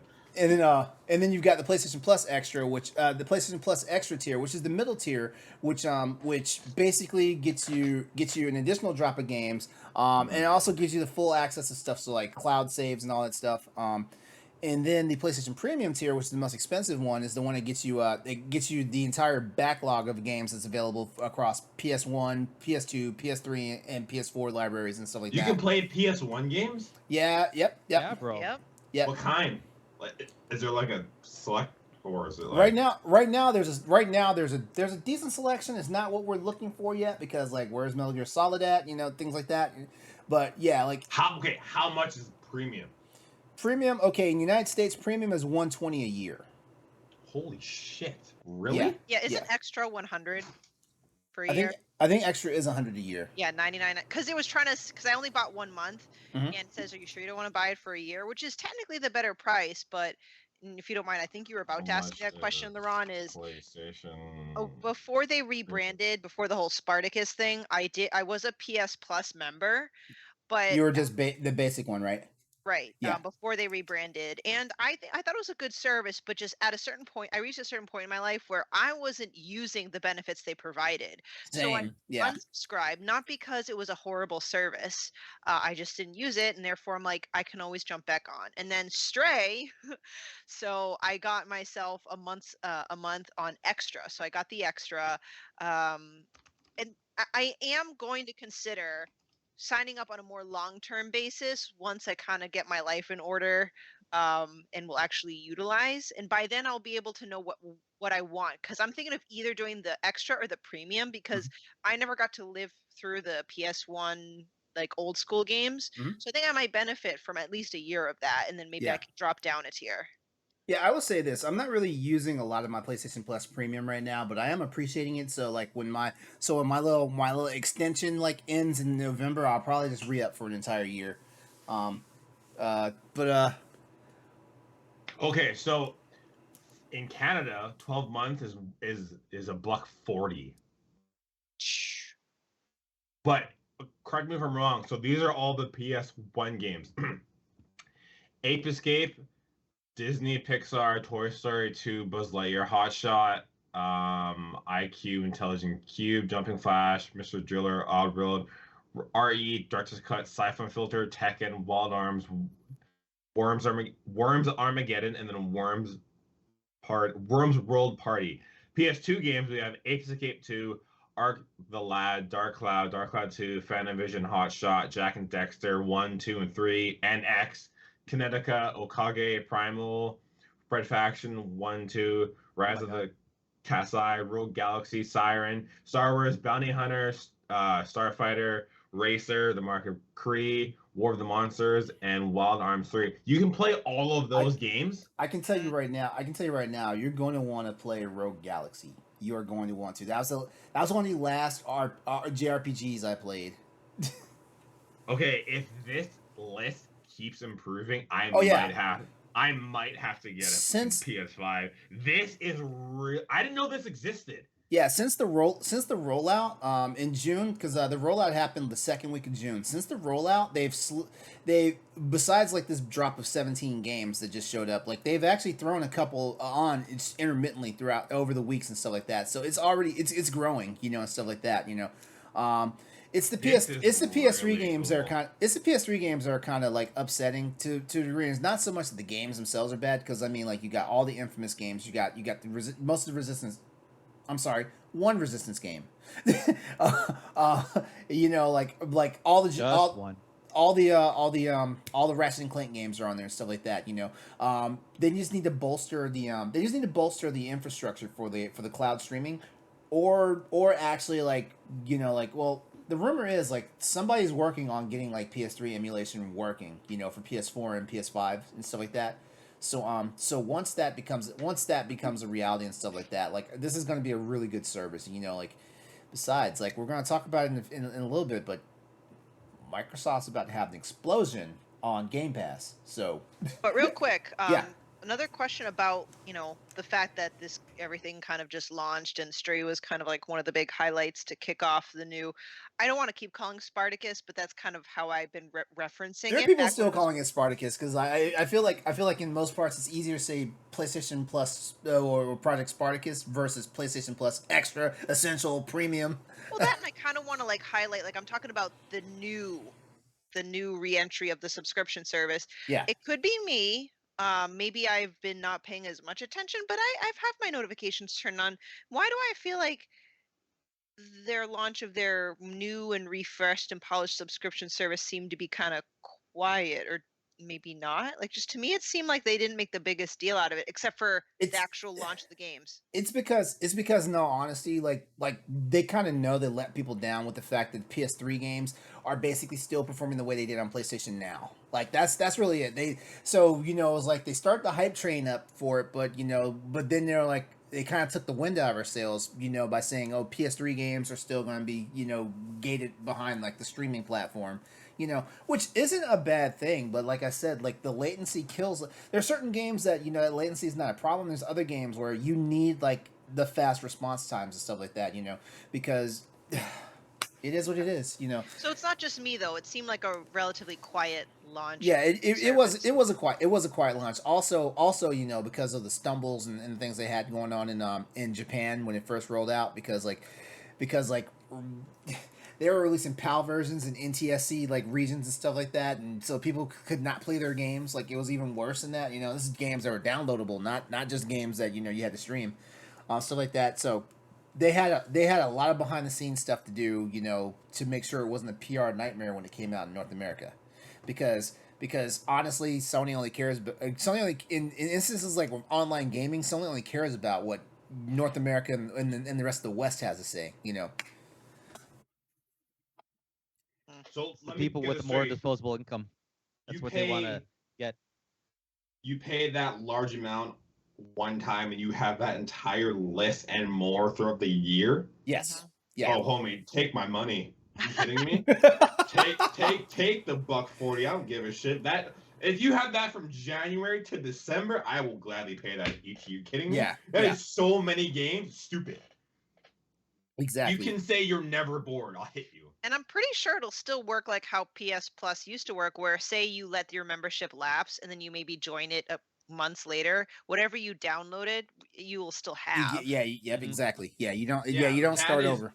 That is incredible. I didn't know that, like, because I've heard you guys talk about premium and I'm like, what the hell is that? So now that I know, that is an incredible amount of an incredible amount of games you have on the list and ever growing. Like, that's insane. Yeah. I'm sorry though, Stephanie. Like Stephanie had just gotten off of PS Plus, and Sony was like, "Gotcha, bitch," got you right back Gotcha, up in it. Hook, line, and sinker. They're like, look at what we got. we got a cute cat game. You're gonna play it. And do games come out day one? Like, do big games come out day one on that? Well, Stray was No, I don't think okay. Not Stray first was party, the only exception. not first party Sony games, but I think Sony. I feel like Sony kind of got themselves into trouble with this, because Stray coming out a day one game the first month into the cycle of this. I feel like they're gonna have to do a day one, like, at least, if not every month, every other month. You Yeah, know? they set a precedent, I think. Yeah, Yeah. I hate to Someone say it, but Someone actually, over at Sony is like, who did? Come on, guys. but actually, I feel like All Sony. that money we lost. I also feel like God, Sony no. keeps writing checks that they can't cash because remember the PS5 launched and they gave Bug Snacks away for free day one. Bug snacks. Well- Okay, I'm not saying Bug Snack. You weren't here when Logan used to be on the show. Logan was a fool for Bug Snacks.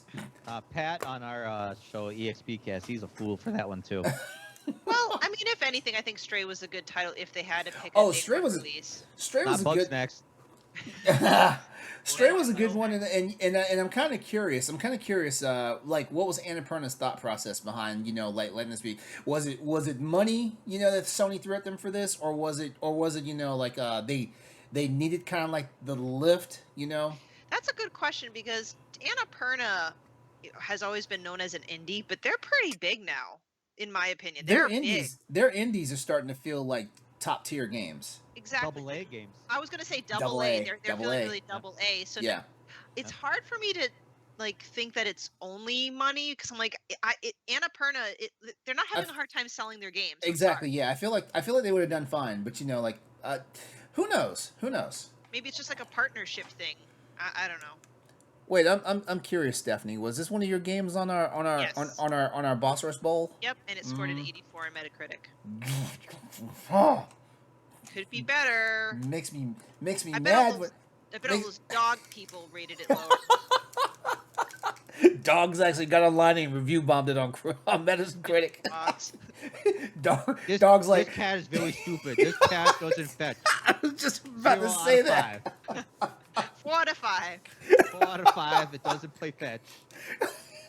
Just as a It just side note, knocks things before over. people on the internet attack me, I love dogs too. Okay, relax. And I love cats. And Pat likes monkeys. Pat likes monkeys for whatever reason. Anyway, All right, we kind of pounded this one into the ground. So let's go ahead and move on to our next topic. All right, so if you guys do not know about it, PlayStation has introduced a new loyalty program. I think this is where Stoy wanted to start talking. Yeah, I guess. But yeah, just so you know, Sony's revealed that in the coming future, a new loyalty program will be coming to PlayStation. It's entitled PlayStation Stars. It's a free program that will cultivate new opportunities for PlayStation gamers, for the PlayStation community, with just a bevy of benefits. Some of the benefits include loyalty points for redemption, activities and campaigns. Activities and campaigns, basically, I looked at some of the examples. Basically, like first person in your time zone to get a platinum, you get like that is the biggest flex ever. Yeah. I'm sorry, but if you first person in your time zone. the amount of people that are gonna miss work on the day a game comes out, flat a game, and then walk around and be like, "Hey, what's up, man?" And then they're like, "Can I help you?" And they're like, "Yeah, just fucking platinum the game, dude. Where are you?" Yeah. Like, First one in my time zone. yeah, insane, insane, just huge flex. I just wanted to say that now, huge flex. You've got digital collectibles, which Andre and I already said those are NFTs. They are literally NFTs. You can't change my mind. No, they said in a tweet they're not NFTs. They tweeted it.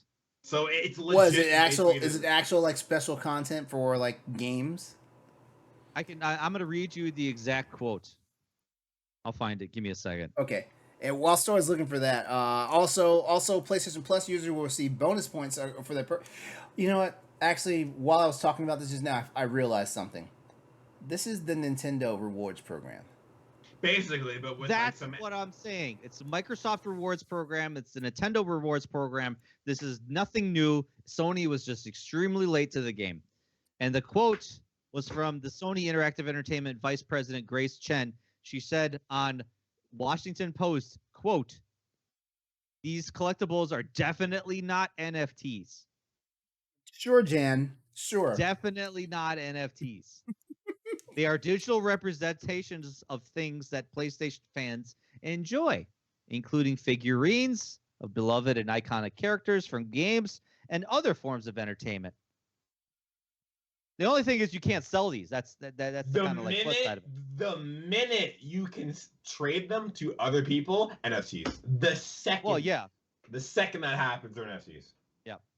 I'm still gonna call them that, but the minute you can trade them, they are officially NFTs. Officially. All right. So the good news about this is that now people who aren't Wait, actually, no, my bad. Gamers. I was reading the wrong thing. So, all subscribers across all PlayStation Plus tiers will receive loyalty points for any PlayStation Store purchases. The loyalty program will promote Sony's most nostalgic past and the inevitable future of the company and its IPs. Yeah, no, it's been a while since I got tongue tied, and it had to happen there. Monthly check-ins too. So. Oh yeah, monthly check-ins. Yeah. Yeah, just like Nintendo. All right, so I got some questions for you guys. How are we feeling about this idea? Besides the fact that we just know it's just a knockoff of Nintendo and Microsoft's rewards programs. I mean, it's fine. I'm not saying that as it's a bad thing. Like, it's a good program. It's just like, Microsoft's been doing it for years. Nintendo's been doing it for at least a year. So it's like about time Sony kind of jumps in the bandwagon. So yeah, my response is similar. It's fine. Like, I'm not wild and crazy about it. There's nothing wrong with it, and makes sense that they are at least are on par or competing with the other two with something similar. But I mean, it's not important to me, but I know there's some subset of people that just go nuts for this kind of stuff. So good for them. It's funny. Yeah, for the people that are like, I gotta platinum my game. For the people that are like that, who have to platinum a game, this is great. Go nuts. Bob's your uncle. Personally, I don't lose sleep if I don't platinum a game. So, but I mean, I have platinum some, and it's been like, oh, cool, right? But I mean, fuck. I've done it in my time zone, so you guys haven't. So, haha. that is like a flex in itself. Other than that, I mean, it's basically Microsoft, Nintendo, I mean, Sony's now just kind of like, yo, guys, I'm here at the party, so it's cool. I mean, if I'm more, because I'm late to the party. This whole premium subscription thing has... His mind is still blown. Holy shit, that is a lot of games, and if they add my favorite PS1 game, I will fucking fight Timmy for a PS5. I don't care. Is your favorite is your favorite PS1 game anything related to our big topic tonight? Because if it is, we'll have you hold your tongue until then time. I'll hold my tongue because I don't know. Okay. All right. I don't know if I'll hold my tongue. But yeah, it's like Stoy said, we've seen it. There are a little different things that are so need, like the collectibles and all that jazz. But again, I think they need to introduce something along with it to make them stand out, or else it won't really be a huge thing. Because again, we've had it, and now people are like, "Oh, cool, another loyalty program thing that's free." I don't hear a lot of people talk about. Honestly, Nintendo's running with this one because their rewards, their loyalty program, those Nintendo coins things, that actually does something. I mean, shit. There's been that actually gives you value. Yeah, there's been many days that I didn't have to spend $40 for a complete game. Yeah, I like the gold points. That's the one you can spend on games. The platinum or silver points are the ones those are bullshit. Those are the ones you can only spend on online or online, basically online digital currency, and you get a mouse. You get a mouse pad every now and then. Right, or a new avatar. If you want, or enter a raffle to receive a picture of a Skyward Sword or something. I'm like, yeah, nobody's doing that. Nobody's playing Super Mario Run that much to get that many platinum coins. What if I am? Huh? I mean, hey, shit. I'm not gonna shame you for it. I'm not, but I'm just saying if I was, then hey. All right, we can go ahead and move on to our next. Actually, this is our final news topic for tonight. I think we're kind of on the roll here. I think so. All right, so this is going to be a little bit of a heavy topic, but it goes without saying that there's been a bunch of things happening as far as acquisitions that have been going. So let's talk about this. First of all, the Xbox and Activision Blizzard acquisition. That's approaching approval. I'm going to try and go through this one as fast as possible here. All right, so Xbox's acquisition of Activision Blizzard has had multiple hurdles to jump over to get closer to actually happening. According to the financial website Seeking Alpha, Microsoft has now provided the FTC with the information it was looking for. And apparently this had happened several weeks ago, so like this is stuff that's already happened. We're just now learning about it, and the company is now waiting for the FTC's response. Here's the thing, though. Like Microsoft has provided all the information the FTC needs, but Activision Blizzard, we have no idea if they've done it yet. So right now, we're just waiting for the FTC to say something, because as per the guidance page for the FTC, once both parties, which are Microsoft and Activision Blizzard, have handed over all the FTC's requests, there's a 30-day wait for the merger to move forward to its next stage. At that point, you know, if the FTC has no issues with the information provided, the deal could potentially be approved once within that 30-day window. So basically, what we're trying to say here tonight with this story, and you can also head over to bossrush.net to read more information about it, is that if everything is in line, we're looking at sometime next month hearing that Xbox and Activision Blizzard are all one company now. So there's that. Pretty standard. Yeah. Yeah. A big thing for sure, though. Yeah. Next up, let's talk about the PlayStation and Bungie acquisition. It's official, y'all. Sony put a ring on it. Sony Interactive Entertainment has completed its acquisition of Bungie, which in the Destiny community, there was memes or like questions like, now that Sony is a part of Bungie, are there any like IPs that we want to see integrated with Destiny? So people have been like, oh, it'd be cool to like. I personally said that like the only thing that I could see is like Horizon Zero Dawn type armor in the game, so that'd be cool. That'd be cool as shit. That'd be cool. Yeah. That'd be cool as shit. Yeah. Someone said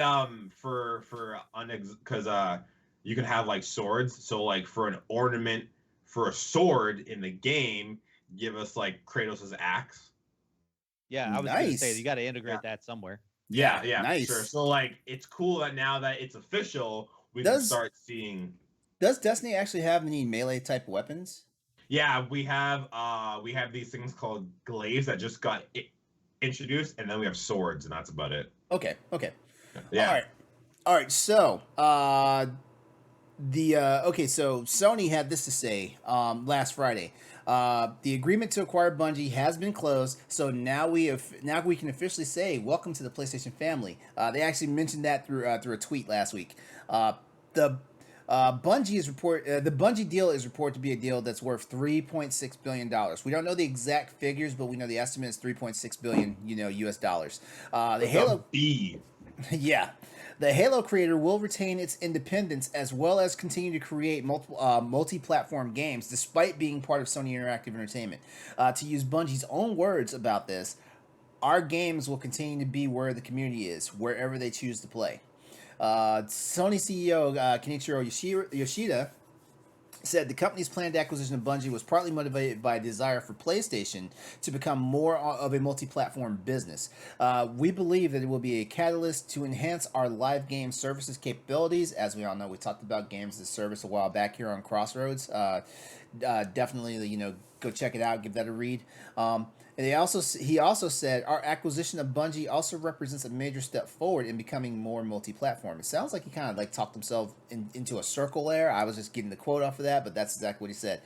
In addition to his ongoing work on Destiny 2, Bungie has announced plans to bring at least one new IP to the market before 2025, and the studio is reportedly working on a new Destiny game for mobile platforms in partnership with Chinese tech and gaming company NetEase, which that company invested $100 million to become the minority shareholder in Bellevue, Washington, in the Bellevue, Washington-based studio. That's where Bungie's at, right? Bungie's in Beats Washington. me. Yeah, Seattle, I think. Okay, all right. So there's that. So good job, Bungie. Like, hey, welcome to the PlayStation family. We love to see it. All right, and speaking of PlayStation families, also Haven Studios is officially PlayStation now. Like that actually closed. So no one knows who Haven Studios is. Jade Raymond. They haven't even made a game yet. Oh, I see what you did there. They haven't even made a game yet. I see what you did there. But apparently they're reportedly working on a live service game, which is kind of in line with what I think Sony's business plan is going to be for the next few years. Yeah. All right. Video games as a service. And in some more acquisition news, Sony has their eye on buying Repeat.gg. Following Sony's 2021 purchase of the Evolution Championship Series, better known as EVO to the esports fighting game community, PlayStation is making moves to ensure that its name is synonymous with esports. Sony's out here just buying everything. Holy. I mean, they're buying. Keep up. They're buying the small stuff because I mean, like shit, that Activision Blizzard fucking deal. Oh my god. That's a big deal. That's monumental. Yeah, and if that goes through and they become one, Game Pass will explode with games. Explode. Yep. PlayStation is looking to be set to acquire the popular esports platform Repeat GG. Repeat GG hosts leaderboard tournaments that are designed to make esports more accessible. Repeat GG is pretty much the most used technology as far as esports tournaments go, hosting across a wide variety of popular games, including League of Legends, PUBG, and Call of Duty Warzone. Designed to be as accessible as possible to the common user, anyone can organize and present their event in an easy-to-read fashion through Repeat GG. PlayStation has been investing significantly in esports and has also continued its investment in live multiplayer games. After teaming up with the esports company RTS to become co-owner of Evo, the company has PlayStation has hosted a ton of tournaments and paid out over $5 million in prizes across 8,000 competitions, with over 50,000 players winning some form of the prize. This year, it also plans to host more than 8,000 competitions. We're more than halfway through the year so far, and currently boasts 7 million registered participants. Sony is not fucking around. Sony is not fucking, because if you look at things, it should be noted that Repeat GG will remain multi-platform in terms of the games that it covers, despite Sony's purchase. So let's pay attention here. These major Sony purchases, they're multi-platform. We thought Sony was just gonna put their stuff out on PC, maybe get a mobile game sprinkled here or there. They're proliferating it throughout the ecosystem. They're going to be dipping into Microsoft's user base. They're going to be dipping into Sony's Nintendo's user base. Sony is not fucking around. Trying to make a name. Yeah. Well, see, I mean that's the difference between Microsoft's purchases and Sony's purchases is that Sony can't compete against the giant Microsoft with their deep pockets. So yeah, they're going after what's going to give them sustained financial revenue month after month after month after month, whereas we're still waiting to see what Microsoft is going to benefit from all their investments. All right. So speaking of Microsoft, guys, are we excited about the possibility that this whole thing is coming to a close? The Xbox Activision Blizzard acquisition merger, whatever you want to call it.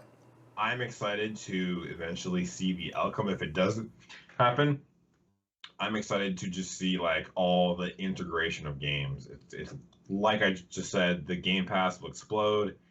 Games are just going to be a lot more interesting moving forward because then you have different IPs crossing different IPs. It'll be interesting. It'll be in a good way though. I want to see Phil Spencer go into Activision Blizzard and clean fucking house. That's what I want to see. Yeah. I feel like it's already happening. I want to see him once that acquisition is done. Basically, him put his hand on the table and be like, "All right, you fucking gone. Gone. I feel like the rats are already. Here. I feel like the rats are already fleeing that ship. I really do. And yeah, Andre brings up a wonderful point. Like real Sony's Activision Blizzard games. Once this thing comes to fruition, the Game Pass library is going to explode. And the one thing we know for sure, like Game Pass has a better infrastructure than the current iteration of PlayStation Plus. So that means these games get there quicker. They will have less flaws and issues. They will have less flaws and issues that the gamers have to deal with and stuff like that. So yeah, I mean, Call of Duty and Game Pass every year, baby. Woo. I don't think that's happening. I don't think that's happening. No. I don't think so. What do you mean you don't think so? It might. Well, the reason why I said I don't think so is because you've already because Warzone's already a free to play game. Well, that's the only thing. The campaign is going to be on Game Pass for free. Okay. Oh yeah. Okay. Yeah. Multiplayer. Okay. I think they're going to basically stick with that free multiplayer Warzone thing, like I think for all time. They obviously see it's working. You know. Is it though? All right. I mean, a lot of people are playing Warzone. They ain't playing. They're not playing World War II. No, what was the more recent one? They're not playing Vanguard online. Yeah. More people, I think, are logged on playing Cold War online than they are That is- playing Vanguard. That is true. That That is is true. true. Yeah. That's sad, and Yeah. I think it's more people still are on Warzone. So, Yeah. I mean, they're gonna follow where their money leads. So, Mhm. or they're gonna go where the money leads. Real quick, Bungie's new IP. What do you think it might be? Do you think it'd be another shooter, or do you think they're gonna try something different? They ain't So- gonna make another IP. Get out of here. The Destiny podcast I listen to, they on there think. Wait, it'll we're not be- we're not talking tower casuals, are we? Oh yeah, oh, wait a minute, yeah. Okay, so Corey and Josh. Think Nerds. It's going to. The flagpole. Corey and Josh think it's going to be an Overwatch type Destiny game. You know what? What? Wait a minute. They're gonna make the same exact game. Well, it's basically like if you just took Overwatch, the exact game, and just threw everyone from Destiny in it and gave them powers. So wait a second. That is technically the same game, though. That's what I'm saying. Like, I mean, I'd be pissed if my boss came to me. It's like, This is while we're waiting for Stoy to unfreeze. Andre, this is literally like your YouTube short you made 2 weekends ago. yeah. The Which one where I was one? like, I like blue, so this stays. Oh. yeah, exactly. Yeah. Story, what were you saying? You froze a moment ago.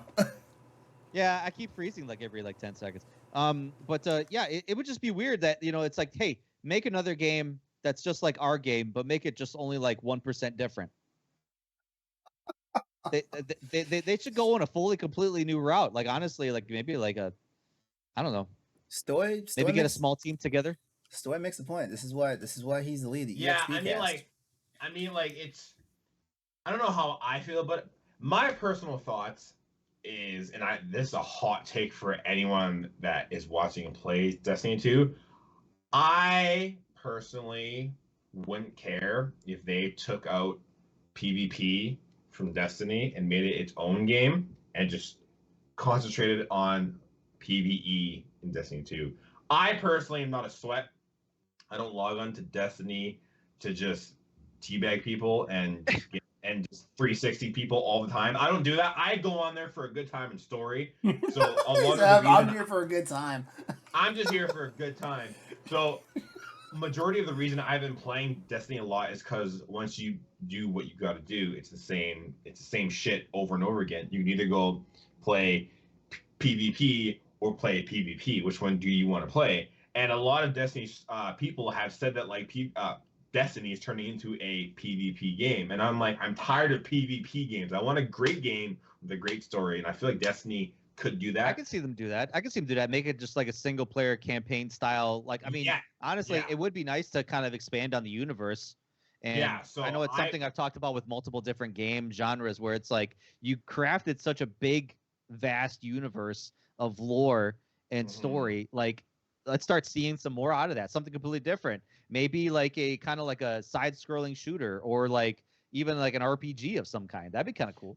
Yeah, and with this new Sony Didn't the original thing. plan for Destiny wasn't the original Destiny supposed to be like an RPG game, but it was going to be like heavily motivated by the shooter aspect of gaming? So And then it basically became a looter shooter. Like it, kind of. Now, But like, who's doing the looter shooter better? Is it Borderlands or is it Destiny? I know I'm putting you on the spot there, Andre. I know How many I am. people are playing Destiny more than Borderlands right now? Okay, good point. here, if I never played either of those games and you put them in front of me and let me play each of them for like half an hour and then ask me, I'd probably say Borderlands. Borderlands has the better single player campaign, especially if you don't That's want to get true. into that PvP. That's true. And that, Yes, that definitely. I want, so I'd go that way. Okay. But I would So go back- that way too. yeah, because it's just those games have always had great stories and just wacky graphics and all that. But with the new Sony thing, a lot of people think and are hoping moving forward that Sony will help the lore, like you said, so it come to life. Like give us like how Star Wars did their whole like anime series where it's like 15 short or no sorry 10 was it 9 15-minute short clips or like episodes where it's like there's so much lore with Destiny. I could sit here and talk fucking Damn, that's a hours. whole ass movie. Dude, there is so much lore in Destiny that it's crazy, and a lot of it most people don't know, and it's just like you guys have so much potential with this new Sony thing to create movies, graphic novels, books, fucking. You have so much potential, and I personally don't care again for PvP. So if they were to take it out of the game and give it its own separate game, cool, do you? I don't care. I enjoy it sometimes, but most of the time I'm just here for a good story, and that's what really encaps me in a game as a good story. And unfortunately this season it's just been like log on Tuesday, which is the reset day, do all my shit, and then just hop off because it's like either do PvP or PvP with a side of PvP, and I'm like, I'll go touch grass. I'm gonna go outside. All right, Stargaze. I would rather play against Crimson Heads than PvP. Damn. Oh wow, that's something. Damn. Yeah. All right, final question for this segment here. What are your thoughts on Sony's expansion into esports? What are your thoughts and ideas about it? Do you think like I said like earlier, like Sony's not fucking around. I have a question. Yeah. What's their footprint so far in esports? This will help me answer my question. Okay, now here's the crazy part about this. They own Evo. Yeah, they own Evo. Evo, but here's but here's the thing about it now. The biggest esports tournaments in the world. Yeah. As a matter of fact, most gaming seasons end when Evo happens. So Evo is the final like venue for all the grand championships, all the world tours, and all that stuff. Okay. Yeah. Evo's pretty big. Yeah. Shit. I was gonna say something and then I lost it because basically the story saying about the whole Evo thing basically kind of like tied it all up for me. Boss Rush Meetup Evo 2022 happening in 2 weeks from now. Yo, Las Vegas. Yo, Evo is always in Vegas. Evo is always in Vegas. Always in Vegas. Let's go. I'll see you there Friday, August 5th. I'm sorry. I'm sorry. If the Pussycat Dolls aren't still doing residency, I'm not having it. Let me search.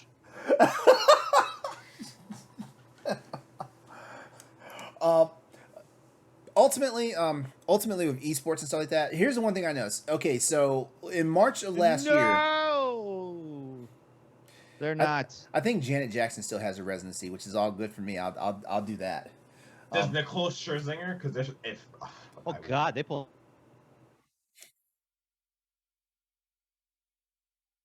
We lost him. He'll be back. Was that me? He'll be back. Okay, so March of last year, Sony announced that they were purchasing Evo. Well, they were co-purchasing Evo. Since then, the one thing I've noticed is no matter I don't even follow like fighting games and like esports that big, that heavily or whatnot, but it seems like every time I refresh my YouTube page, there's always something Sony sponsored about a tournament, and stuff like that. So I mean, Sony is making it work. Yes, it sounds like Sony just basically like was the ugly kid in school, and then after high school they just became super popular and hot, and they're just like, what's up? They got that money all of a sudden, and now all of a sudden they're the most attractive person in the room. yeah. They show up to like the 10-year graduation, and they're like, "What's up? I got like a house and a Ferrari outside." All right, well, that's all. That's all of our news and topics for tonight. To get the scoop on all of tonight's topics, links have been provided in our stream chat, and you can also go check out everything that we talked about tonight over at bossrush.net for all these articles and find some even more stuff. And as always, if you want to continue the conversation going, hit us up on our Twitter page at @PS_Crossroads. We do answer our DMs, so it's true. It's slidable. All right. True. If someone it's slidable, is that how you say it? I don't know. Like I don't know the Bro, slang you're trying to connect with the youth. I don't know. I don't know what the slang is. I mean, hey, we're influencers. Doesn't that count for something? I don't know who you're influencing. The only appropriate way to slide into someone's DMs is there. There's two ways I've seen that I accept. If you start the conversation with a basketball emoji and say the ball is in your court, okay. Number two is if you send me a dog emote and then go, Stephanie's oh sorry, face. and then go, oh sorry, my dog got off the leash. Now that I'm here, hey, fuck, we're having a conversation for sure. Yeah. We're having a I conversation. think if anybody here has probably had more experience with creeps on their DMs, I imagine it would be Stephanie. Believe it or not, I get 0 DMs. I don't know what kind of your DMs are dry. Your out. DMs. I put out ugly vibes. I don't know. Oh God, don't say that. I don't know. Well, my DMs are pretty dry too because every time like Crossroads asks for a question, I always retweet and I say my DMs are open, and I don't ever get shit. I'm really surprised, actually, Stephanie, with all the stuff that you post on your Instagram. I'm really surprised. Right? Actually. Yeah. Whoa, what does that mean? Oh, you gotta follow her on Instagram. It's not in a bad way. It's not in a bad Oh way. yeah. Real quick though, you know what I do get though, and I've only been getting them recently, not DMs, but and only on Twitter, are all these. They have to be fake accounts, like 19 through 21-year-old females with like no posts and like 3. Oh, I get those. I get those. No, but I never got them, and all of a sudden now I get one a day, and I'm like, why are you targeting me? Oh yeah, I get. I'm just targeting everybody. I just tell them to get bent or just like suck on D's nuts or something all the time. Let it go. Let it go. I'm serious. I'm like, you don't need to let them live rent free in your head. Yeah. Forgive them and move on, Andre. You have 3 more people to forgive. All right. Hang on. I'll pull up 3 right now. Hang on. Yeah, I forgive you. Now leave. Yeah, basically, like people like my fiance will post a picture on Instagram and it's like of like the family and like someone will comment and be like, promote on fucking fitgirls.com, and then I'll reply with get bent. I'm like, shut up. Like but like hold on the moment you reply to them, their bots just jump all over you. They got you, bro. No, because sometimes it's actual people. You've been juiced. But like Stoy said, I should probably just be like, look, I forgive you. Let it go. Let it go. All right, everyone. All right, so we've actually got a couple of questions tonight. I mean, like I don't know, like I guess when you tweet out the questions early, you know, like people respond. I guess. Oh, by the way, you saw the Crossroads the question block, right? Yeah. I noticed another a partner of ours at Boss Rush like infiltrated and says that looks quite familiar.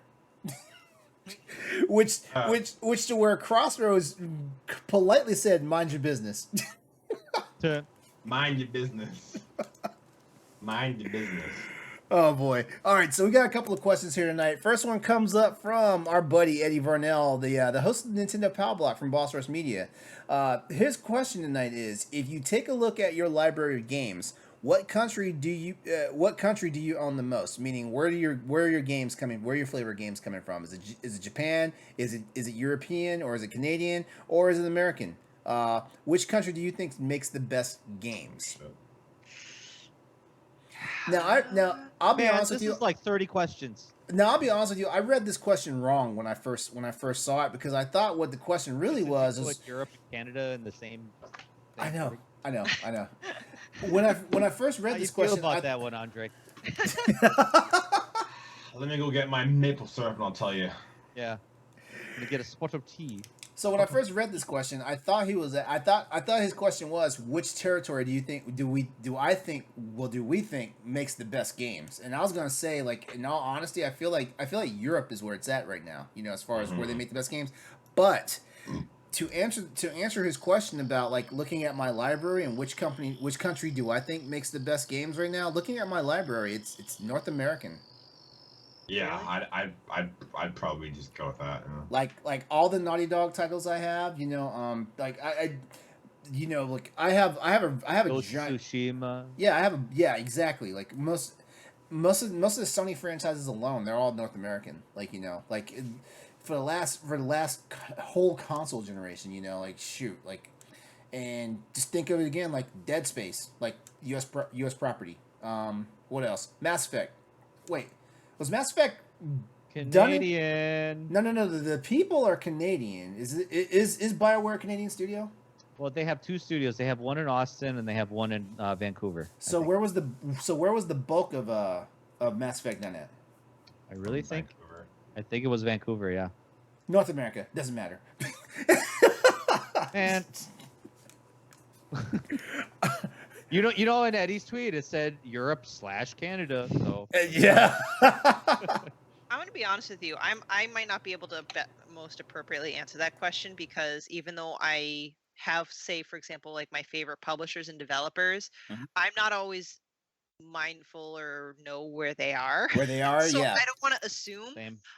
I would say they must be equally distributed because I am in part a huge Nintendo fan with Nintendo IP, so that's Japan. Mhm. But at the same time, I do like games now like Ghost of Tsushima, and I love Annapurna and Devolver Digital, and I don't know where I think Devolver Digital's Devolver's in Europe. Texas.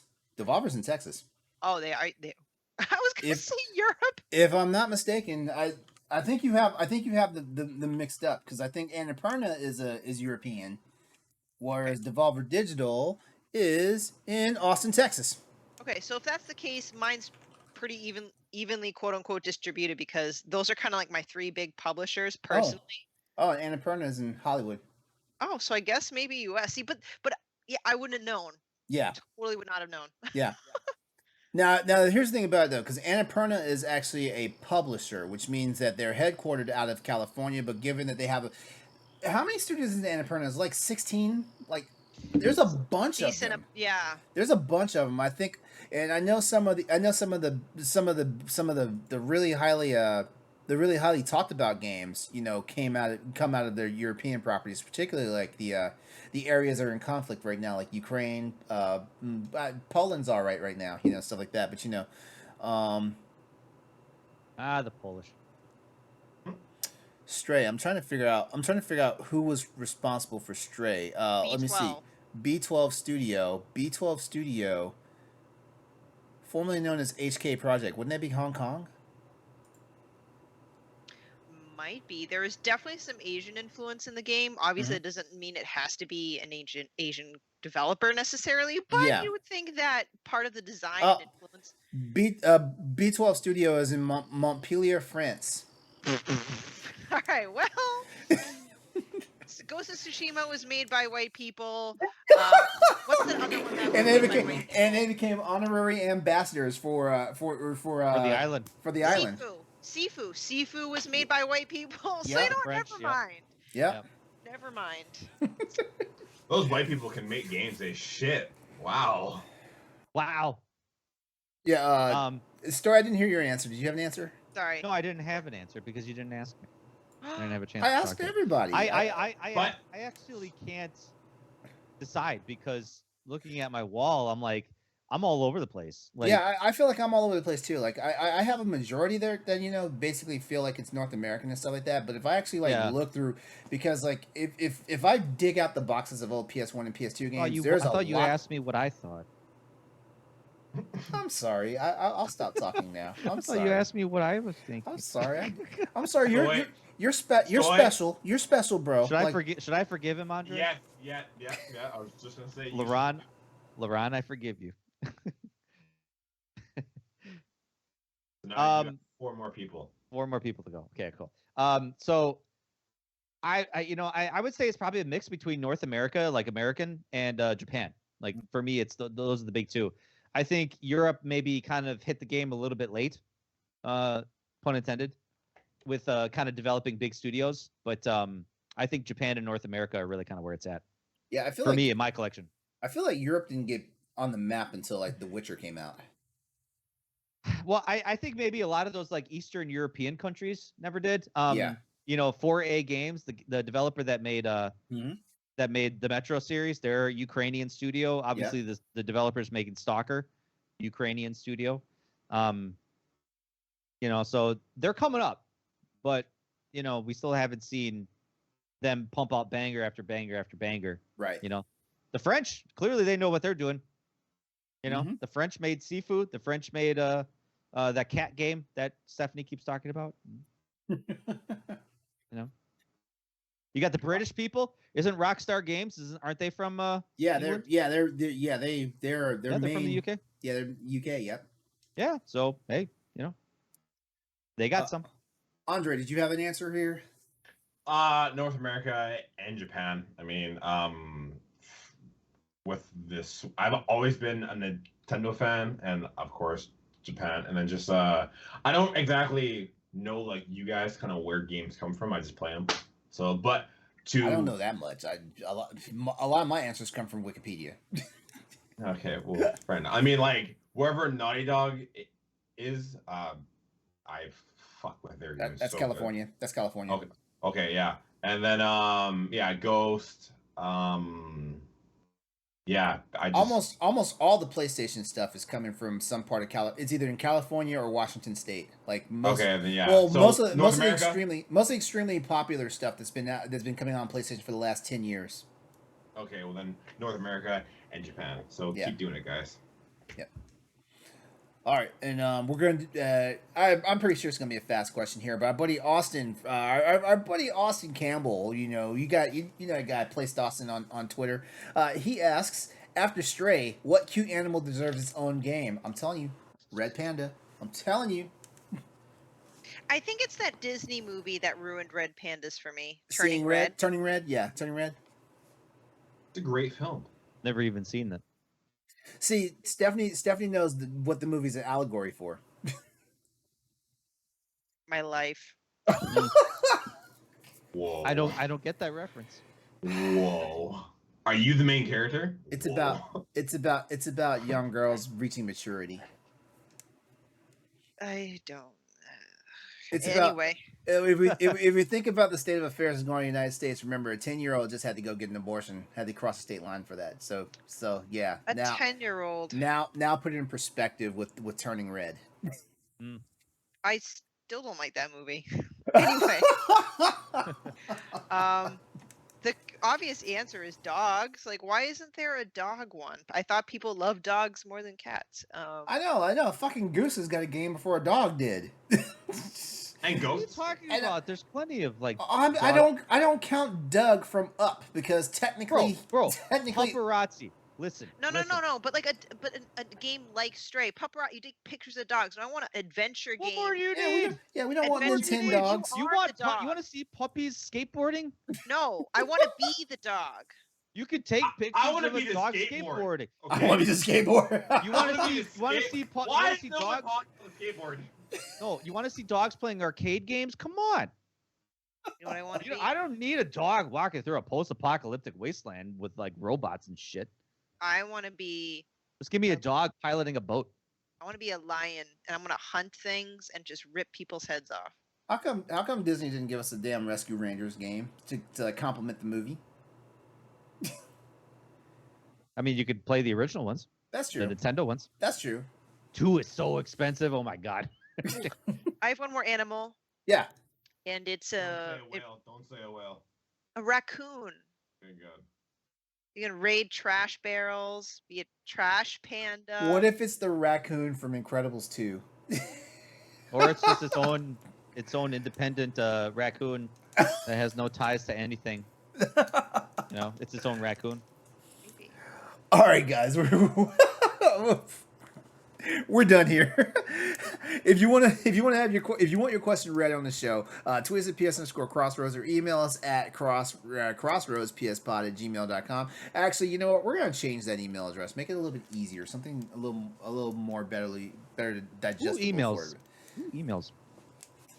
Actually, shit. Pal Block and Boss Rush get questions through email all the time. Sick. So does Tower Casuals. Yeah. Yeah. They actually like those guys. I don't understand what's not likable about us. I'm not gonna cry about it. Maybe we need an easier email, I guess. That could be it, actually. Yeah. Yeah, All I right. stopped giving out our Maybe email. we need to forgive everyone for not emailing us. Yeah. That's more than 5 people, Andre. We're- There's the quota. Now can I And start you hating people? smashed it. Remember the part where I said I'm a Gemini? I can be kind of petty about this shit. Maybe our new email address for Crossroads should be sleevelesstheron@gmail.com. And people will love to ask questions. That won't get video game questions. I can tell you that right now. Yeah, he's gonna get some different kind of questions there. That might get like, hey, what's yeah. Wow, you're just trying to launch the OnlyFans, aren't you? No, he was probably thinking of something like, "Can you sleeve these nuts?" Ooh. All right, we're gonna talk. He wanted to say. That's what he wanted to say, but I think he wanted to be a little. I'm trying so hard not to like integrate that into like anything I say, and it's so difficult. Your normal vernacular.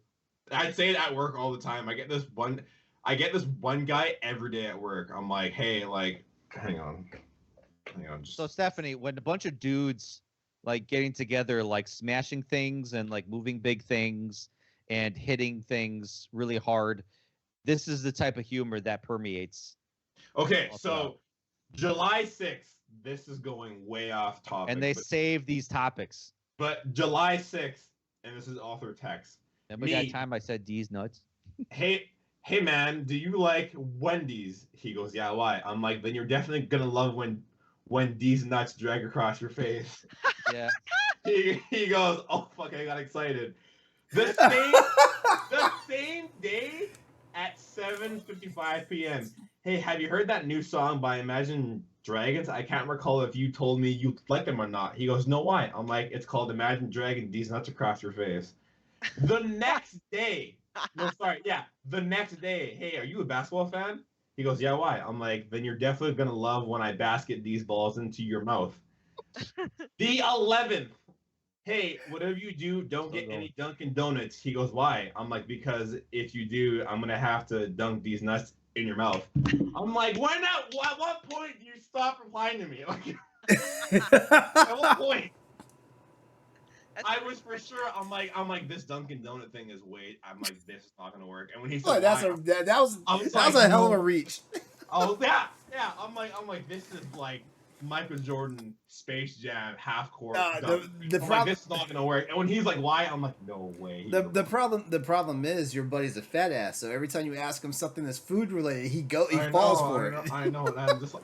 I felt so bad. I stopped asking him food questions. I'm like, I can't keep doing this. So I'm just gonna ruin this kid's life if I keep asking him questions. All right, everyone. Let's go ahead and get into our big topic tonight, which is definitely inspired by a Boss Horse Banter that our very own Stephanie wrote. What? Yeah. So, who is your favorite video game protagonist? All right, so I've got a setup for this, and no, Stephanie, I did not steal your words, I didn't steal all your words, basically. Leon Kennedy. I would simply. It's not even. He can step on me. Wait! Stop! Let me do this, and then y'all can have the floor. Oh, good. The internet stopped him. Good. All right. So people that are just listening to this, Stoy froze. Now he's unfrozen. Yeah. All right, so here we go. Answering who is your favorite gaming protagonist is a lot like answering who your favorite singer/band is, or what your favorite movie is. You'll likely have more than one answer, and those answers can change over time. Over the years, graphics and gameplay improved drastically in the gaming industry, and what has also improved that isn't recognized as much is character development. Protagonists are drawn with deeper backstories and more relatable flaws, and antagonists are just more evil, mustache twirling type evil and stuff like that. All right, the best heroes in video games are truly unforgettable. We're talking about the most iconic characters who've helped shape the most legendary stories, heroes who made such an impact that they've taken on a life of their own, or they've even changed our lives in the process just from us playing them. Maybe they taught us something about the world we lived in, helped us through a pretty tough spot, or just did something to one of the best villains in video games that was so badass we just couldn't forget, like anytime Darth Vader does anything to anybody in a video game, like that. Anything he does, I'm just like, you're the best thing in the world. That ever happened to me. Yeah. All right. So whether it's legendary mascots like Mario or Master Chief, retro icons like Samus Aran and Guybrush Threepwood. Yeah, I can't believe I wrote that down and then didn't take the time to like enunciate that. Or modern legends like Joel and Ellie from The Last of Us. Gamers will always have one great gaming character that takes the mantle of top hero. We're talking about heroes tonight, not villains. I will give you a slant though if your villain becomes a hero by the end of the game. I will do that. So like, what if the wait, no, you said the hero becomes the bad guy by the end? no, the villain becomes the hero by the end. What if it's the reverse? You know what? Let's see what happens. I feel like you have an answer. So let's see what happens. All right, Stephanie, this was your article. This is from today's edition of the Boss Rush Banner, the July 19th edition. So head over to bossrush.net and give that a read right now. But Stephanie, Yeah, Timmy. it's your article. That's right, Timmy. Yeah, Get it you done. better read my shit. It's good Yeah. stuff, and I work hard writing these articles during my day job when I should be really working. I swear, it's like you and I are competing this month. No lie. I think there's been a lot of news you've been putting up. I'm not sure if I can make it, but I'll try my damnedest. All right, so Stephanie, who is your favorite video game hero or protagonist? I want to hear it. So, If you I say guess- Mario, I'll leave. well, that's the thing. Like, when I talk about protagonists back then versus protagonists now. So, for the longest time, it's always been, oh, Link, because I love Zelda, blah, blah, blah. But you know what? You don't shit on mine. God. No, I'm not shitting on yours. Okay, good. I was like, oh, just let me.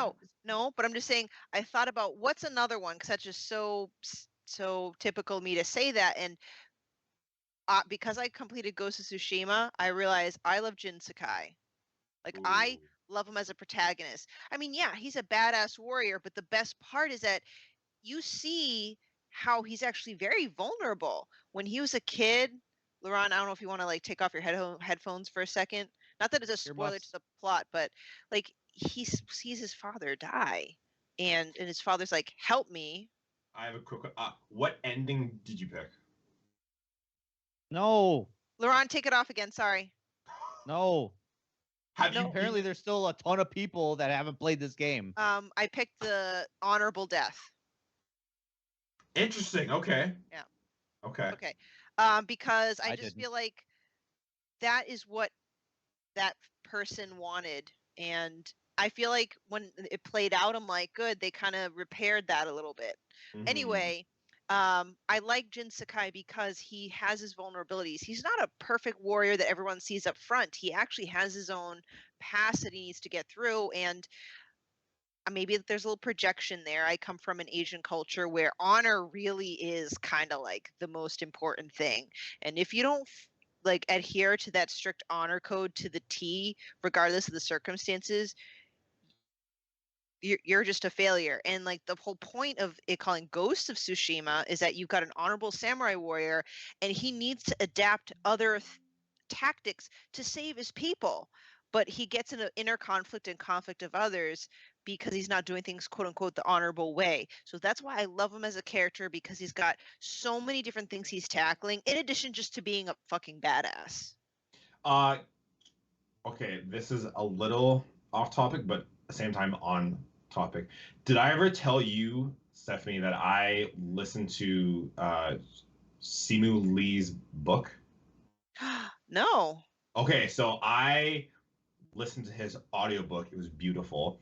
But you were just explaining that like honor is a big thing as like for Asian people. When I listened to his book, he talked about some of the shit that like he had to go through with his parents, and how like if he didn't meet their expectation, they would like disown him. Some of it I was in shock. I was like, this can't really happen with like some families. It was Oh yeah. so Oh, yeah. like when you Oh yeah, like, Asian families, like like they're like it. There's a lot of old traditional stuff that's like Yeah, steeped so, into like the. yeah, like I was like, there were some points where I'm like, I almost feel uncomfortable just what he went through, like not meeting their expectations, even like the slightest thing. And Yeah, I because was they didn't want to be the actor. I remember reading somewhere about that. They didn't Oh, want to be an yeah. actor. yeah, like when he was a kid, if he didn't do like good in school, they wouldn't like feed him or leave him aside, or they like hit him in like arguments. And I was just like, this can't this can't be true. I'm Man, like, this actually can't be true. We're gonna talk about this tomorrow night on After Dark, man. Yeah. I don't want 1/10 of my parents' parental style to be my style. He probably went through more shit because he actually went and pursued his acting career. But If you haven't listened to the book, you especially should read the book. all right, I'll And hit you then- later for the title, but I will, someday I'll be able to tell everyone kind of my experience. And a lot of people who have heard it so far are like, no, that's not real. I'm like, yes, it is. It happens. Crazy. I know. It's crazy. I know people who grew up in Asian families. I believe anything you're gonna say, Stephanie. Yeah, so that's my new, not that Link's been replaced, he will forever be like my true hero, but like I gotta make room for like new heroes, and I just love the dynamic of Jin Sakai and Asian representation. Anyway. All right, Andre, you go next. So my first one is same Link. He will always kind of have a spot in my heart. My second one, as a Wait, stop. What is it about this? What is it about this little twink that just comes through people's neighborhoods like waving a fucking sword around with his shield that's bigger than he is, and is always like throwing your pots and slashing chickens and stuff. What is it about Link? Slashing chicken. First real hero growing up and playing games. He was like the first one to like defeat the evil bad guy and save the princess. It's crazy because I do love a lot of Legend of Zelda games. I'm not going to talk about the ones I don't like, but I do like a lot of Legend of Zelda games, and it's funny because like I feel like Link is such a blank slate that I never I never quite like imprint on him. Like it's just I almost feel like he's an extension of me running this adventure. If that makes sense. That's I read the book The Psychology of Zelda, Uh-huh. and that's how Link it was meant to be. Oh, The whole really? point of the silent protagonist and all that. They created Link to be the manifestation of the player in the game. Oh, Okay. Yep. It makes a lot more sense now because I remember being a kid and being super into like the original Legend of Zelda game. Like it felt like I was the one in the adventure. It makes sense. So now. yeah, and Okay, I guess Miyamoto is a genius. my actual answer is Ellie from The Last of Us 2, not the first one. I'd say the first one. No, both games, because in the first one you see her and you like watch her kind of become a person because she's been so. I mean, she is, but she's been so isolated. And then when she's with Joel and like the world, you see her kind of like interact with like wildlife and other people. And then in 2, it's completely like both you, Stoy and Stephanie, you guys have played the second one. Yep. Okay, so you know what I'm talking about in the fact that you watch her deteriorates. Yeah, thank you. Deteriorates? I didn't know how to say it without saying it. Yep. You basically watch her Become the villain, so to speak. kind of in the short and sweet way. Yeah, and this is why I asked you, LeRon, is it okay if I have a hero become a villain? I got you. Yeah. Basically, by the end of the game, you're not rooting for her, and you almost don't like her. At least I didn't. I was just like at one point. You guys will know when it's the last part of the game, and you have to go basically save Abby, and then you cut her off the pole, and Ellie's basically like, fight me, and Abby's like, I'm not gonna fight you, and she's like, fight me or I'll kill this child. I actually put my controller down and said, I'm not doing this. I am not doing this, because I was so just disgusted at how she became this evil person. And then after that fight, when she goes back home and she's lost everything she's lost, she kind of like, oh shit, like I'm not me.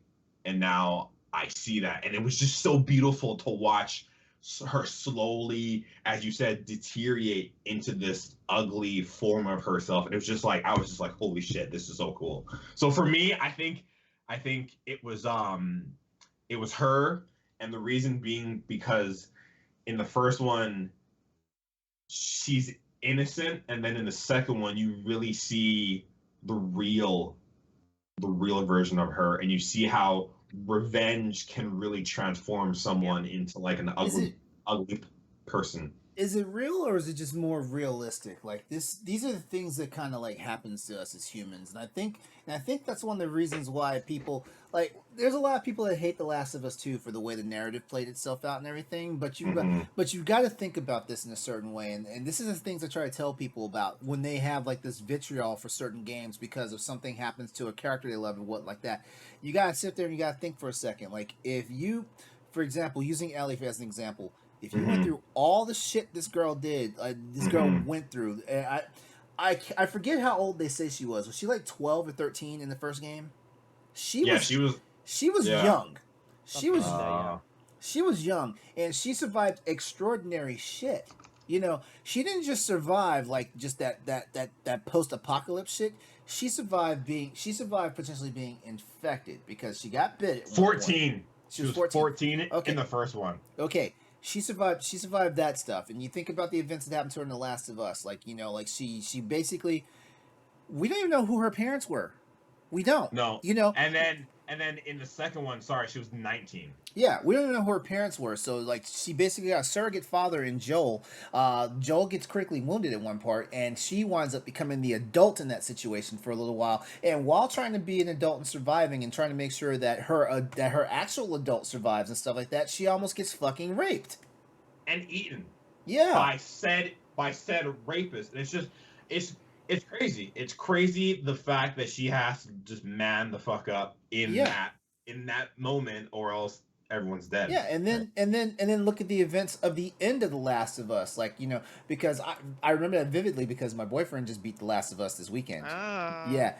So I was there on the couch with him when he was doing it, and I completely forgotten about the part where Joel and Ellie have a mishap, and she gets swept in the water and almost drowns, and then she was never going to wake up. They put her ass on the fucking slab and get ready to carve her the fuck open just to get the cure. You know, she never woke up from that. They kept her sedated. You know, even though at least they resuscitated her from drowning. You know, and stuff like that. So you got to think, and that all happened, you know, from age 14 to 15, and then all the traumatizing shit that happens to her in the second game. Everybody, you would become the villain at a certain point. You know, like my point, and I don't get how people go, "Oh, The Last of Us 2 sucked." I'm like, where at what point do you think? Because if you are playing the game for the combat and story, good for you. But the bigger picture of The Last of Us 2 is the message behind everything. These are the same people. These are the same people that had a problem with the final season of Game of Thrones when Daenerys had that heel turn. These are the same people, and you know, like it's sad to say, you know, like when people don't understand how narrative structure and how writing goes, like people tend to think it's bad writing, you know.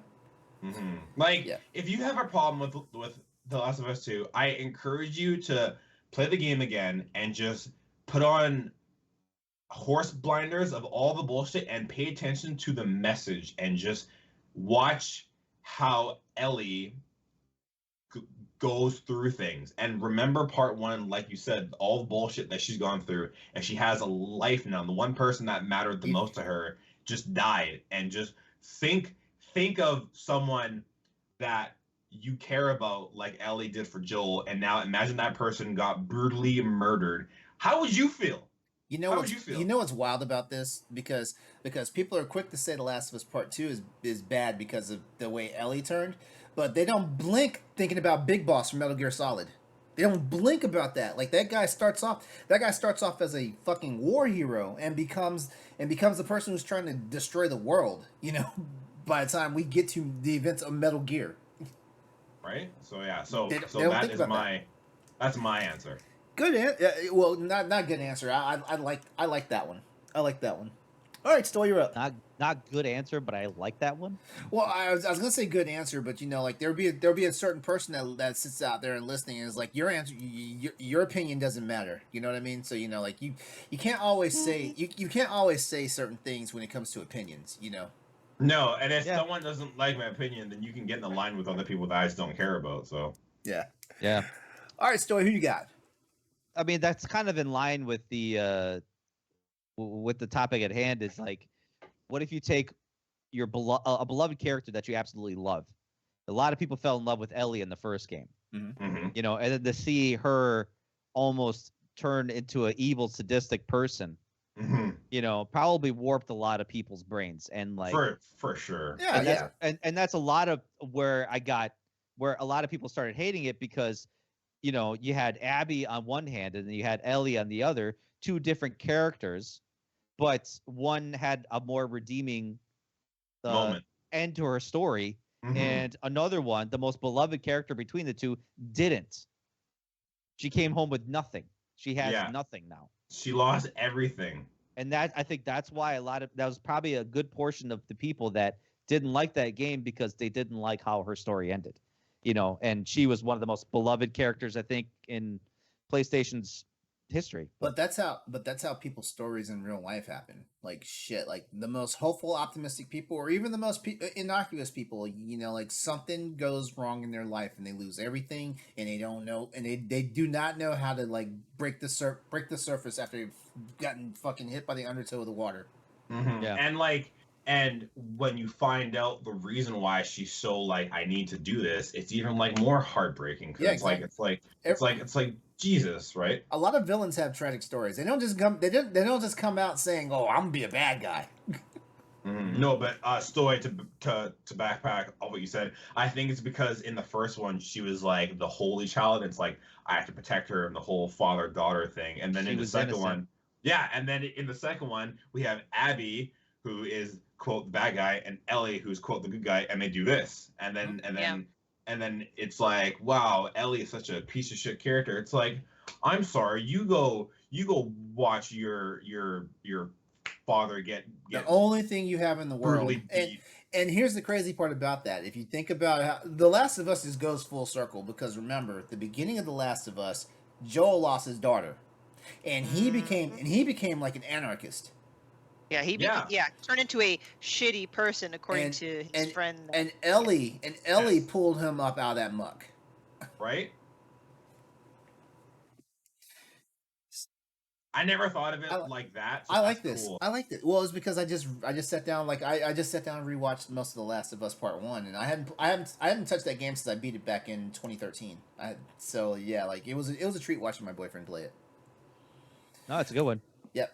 All right, Story. We didn't hear your answer. Oh yeah.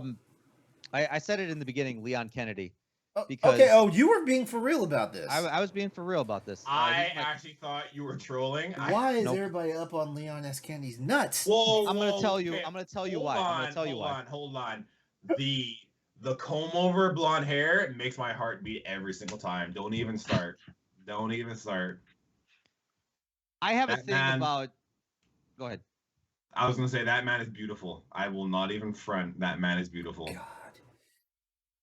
I have a thing about heroes kind of coming of age where literally they have no choice.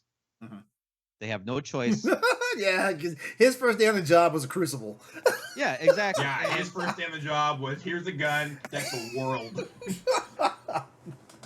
Yeah, and so I have respect for stories like that, to where, you know, at some point, and, you know, this is kind of like indicative to what real life is, like, at some point you have to face the music.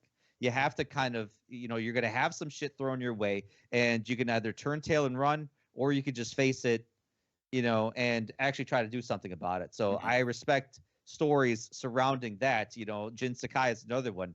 Invading army is invading his country, and he's got to do something, you know. He's not just going to sit there and do nothing. So obviously, in the case of Resident Evil 2, he shows up, his whole town is being taken over by zombies, and not only does he want to escape, but he actually wants to kind of do something about it. Mm-hmm. So obviously that's where we see his character grow into, you know, Resident Evil 4, into Resident Evil 6, you know. So I gotta say, RE6's version of Resident Evil is probably my favorite. Of Leon is probably my best one. It's probably my favorite one. It's kind of the more, because I'm not counting the movies, because I guess my big disconnect with Leon is how he became basically a superhero. I mean, man survived a plane crash. He survived a plane crash in Resident Evil 6. That's not that hard. That's not that hard to do. It's like, oh, you're kidding me? That plane landed in the middle of a city. Don't tell me that's not that hard to do. Okay, LeRon, you don't survive playing grass up there. Yeah, well, let's put LeRon in a big, large 747. I'm the motherfucker. No. See, that's the thing about it. I'm the motherfucker that would survive that shit because, like, I'm always afraid of the fact that, like, I'll survive it, but I'm gonna get maimed the fuck up, and then, I have to live with that the rest of my life. So so knowing my luck, I would survive because I'd be like a cripple or even worse. Whereas this dude just kind of. Whereas this dude, and some random chick just walked out of that shit like it wasn't nothing. Wasn't a random chick. I mean, she was random for she was random. I guess because by Resident Evil standards. I mean, that was the only game she ever really appeared in. Yeah, I guess. But I like that's a good pick. I have it's one of those things like. He wasn't necessarily groomed. He had to kind of learn on the go. Yeah. I mean, even as we saw in Resident Evil 4, he kind of exuded this sort of confidence, but obviously he was still making stupid, shitty rookie mistakes and kind of learning as he went. And yeah, obviously at Resident Evil 6, we start to see kind of the matured, experienced, grizzled war vet of that Leon Kennedy is, Yeah. So, yeah, for sure. But I mean, my man Chris Redfield over here punching a boulder. So bunch of boulders, yeah. See that pulled me out of the element there. Turned you a deadbeat drunk in some Eastern European bar. That's the thing I don't understand about Resident Evil. As much as I love Resident Evil, I don't understand how like these characters are doing this and they're not on the T virus or the G virus or whatever and stuff like that. I understand why Jill is the badass she is because Wesker fucked of her DNA. I understand that, Chris, from Resident Evil 1 to 3, you cannot tell me this man ain't shooting steroids in himself. Something's going on. This man was more yoked than Arnold. Because he wasn't even like that in Code Veronica, and all of a sudden, like 5 shows up, and it was like, this Chris Redfield? Who is this? Well, 5, my man over here, like, can headlocking.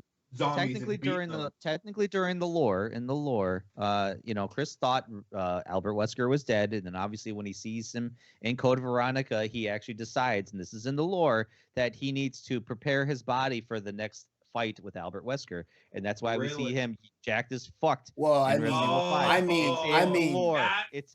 lore. I mean, to be fair though, like Wesker was on some new shit when they saw each other in Code Veronica. Exactly. That's what kind of scared Chris, because Chris is like, I gotta get my body ready. He pulled the Reggie Fees at me. Yeah. My body is ready. My body is ready. Which is funny though, because like for as bad as Wesker thought he was no match for Alexia Ashford. No, that crazy bitch. She was crazy. All right. 2 people. All right. So, Stoy, did you want to add anything else or?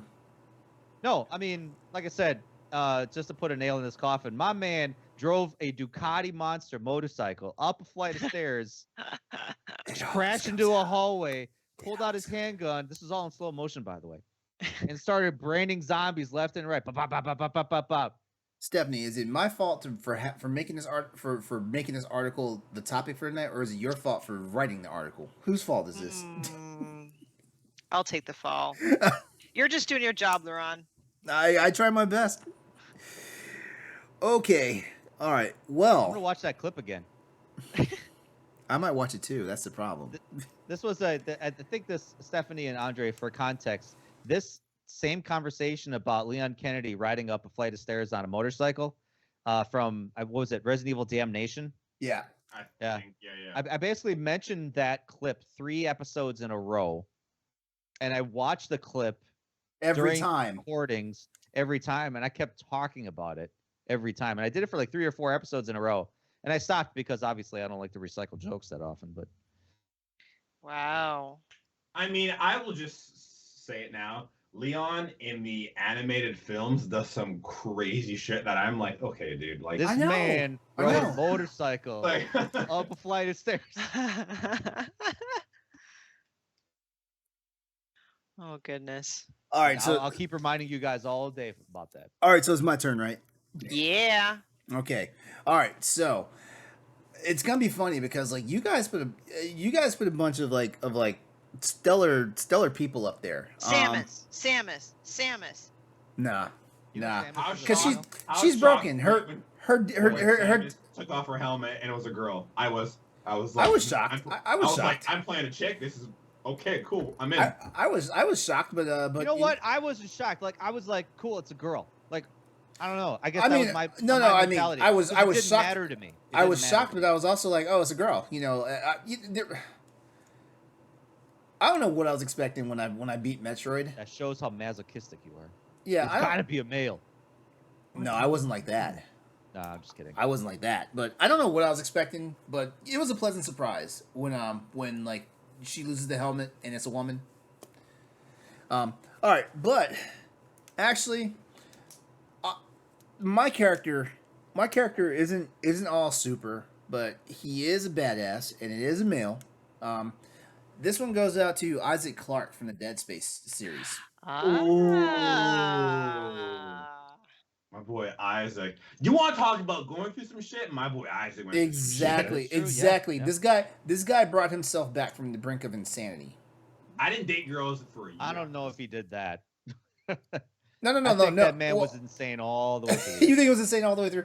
Okay. Oh yeah, I all don't right. think he brought himself from back from the brink of anything. So everybody, He just lived in it.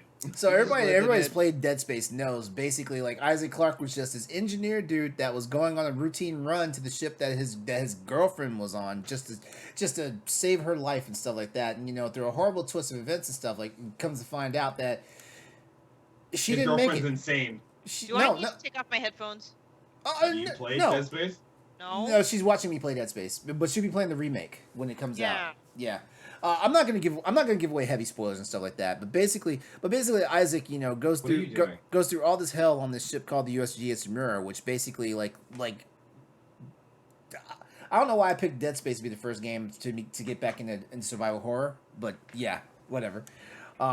But then we get to Dead Space 2, and we come to find out that, you know, like, the stuff that goes on in the events of Dead Space 1 has basically, like, broken his mind to the point where like, he can't deal with reality, you know, for longer than, like, you know, like, 1 hour stints at a time and stuff like that.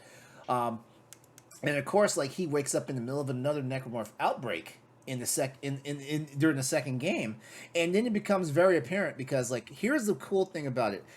In Dead Space 1, like as you're going through the ship with Isaac, you can always hear necromorphs like going through the vents in the walls and stuff like that. And then in Dead Space 2, like one thing that's crazy about Dead Space 2 is all of a sudden for you to traverse through certain points, you have to start crawling through the vents too. And it's funny because like when you start correlating what's going on in his mind and he's crawling through the vents, you're all like, "Oh shit. He's the thing in the vents now." You start realizing that stuff and things like that, and his mind is so broken and stuff like that you know, like any human contact that he encounters during Dead Space 2, he latches onto them, you know, and some of them are outright dangers and stuff like that. So basically, he survives another necromorph outbreak, and you know it's because humans are shitty people, you know. I just want to add, one of my favorite things about Dead Space 2 is the fact that you will sometimes have Dead Space 1 like action sequences happen and then they'll stop and it's just him like PTSDing and it's fucking so cool. Yeah. Because I'm even like, wait a minute. And Yeah. then it stops and I'm like, okay, that was fucked. So Yeah, all right. Yeah, so in Dead Space 2, the major thing was that he had to deal with his insanity and his post traumatic stress, which by the end of Dead Space 2, he actually survives it, but he's so broken to the point that he just wants to let himself die, you know. And so then we get to Dead Space 3, and we come to find him now. He's actually. I'm going to say he's more balanced, more adjusted, but he still lives with the stuff that goes on with him, because then we get a masterclass in what's been going on with Isaac the entire time, because we thought we were witnessing a lot of it during Dead Space 2. But when you play Dead Space 3's co-op and you're playing with Isaac Carver, who's his partner for practically the entire game, you start to understand what Isaac is going through, because if you play with Carver has full-on sequences where he's lost his mind and stuff, while Isaac is standing right there next to him, and Carver's living out a fantasy that something else is going on and stuff like that. I haven't played the co-op, but I've heard you and Stoy talk about it. Is Carver more insane than Isaac. Carver is freshly insane because Isaac has exposure to the marker, and then he had an entire game to deal with, an entire game after that exposure to deal with and stuff like that. Whereas Carver is just now getting the first effects of it. And you got to remember the marker signal. The marker signal drives people insane to the point where they kill themselves because they become a necromorph after death and stuff like that. Got it. Okay, cool. Yeah. So so you start to see what Isaac had gone through, but the cool thing about what Isaac went through, Isaac was put into sedation as he was going through it. Carver had no luck. Carver. No spoilers here, Stephanie, right? Yep, none whatsoever. None whatsoever. Yep. These aren't spoilers. These don't. Everything I've said about like what happened to Isaac happened in between Dead Space 1 and 2. You don't see that. I didn't give you any spoilers about Dead Space 3. Like, you don't know who the big bad antagonist was or anything like that. You just know necromorph outbreak happens. I didn't tell you what went on in Dead Space 3. I only told you what happened with the first 2 games. Yeah, but anyway, like I said, Isaac Clarke also learned how to talk in the second one. That's true. That is true. That was a silent protagonist in the very first game. And then they realized they couldn't tell an effective story with an effective character-driven story when the character can't talk. So yeah, which is why I'm also so happy that the guy that voiced Isaac Clarke for Dead Space 2 and 3 is back to voice him in Dead Space 1. Oh, cool. Remake? Yeah, in the remake, yeah. Ooh. Yeah. That's also the other big draw to why I want to play it, because I actually like Gunnar Wright playing Isaac Clarke. Like, some cool shit. All right, everybody's yawning. I guess that's a sign. I was the only one that was yawning. Nah, you're not the only one that yawned. All right. Well, those are some good picks, guys. I like your answers. Like, shit, this is great. Like, I guess someone helped me understand Leon Kennedy a little bit better tonight. I'm always down for that. And somebody gave me more motivation to play Ghost of Tsushima. And Oh my God, how long have I been telling you to play Ghost of Tsushima? Stephanie comes on one episode and they're like, "Hey, maybe I'll start playing it." Oh God. I'm a very effective speaker. Today is my last day on Crossroads. So. No. Out of here. Done. He always says that. He comes. I say that at the end of every episode. He likes the abuse. My last episode.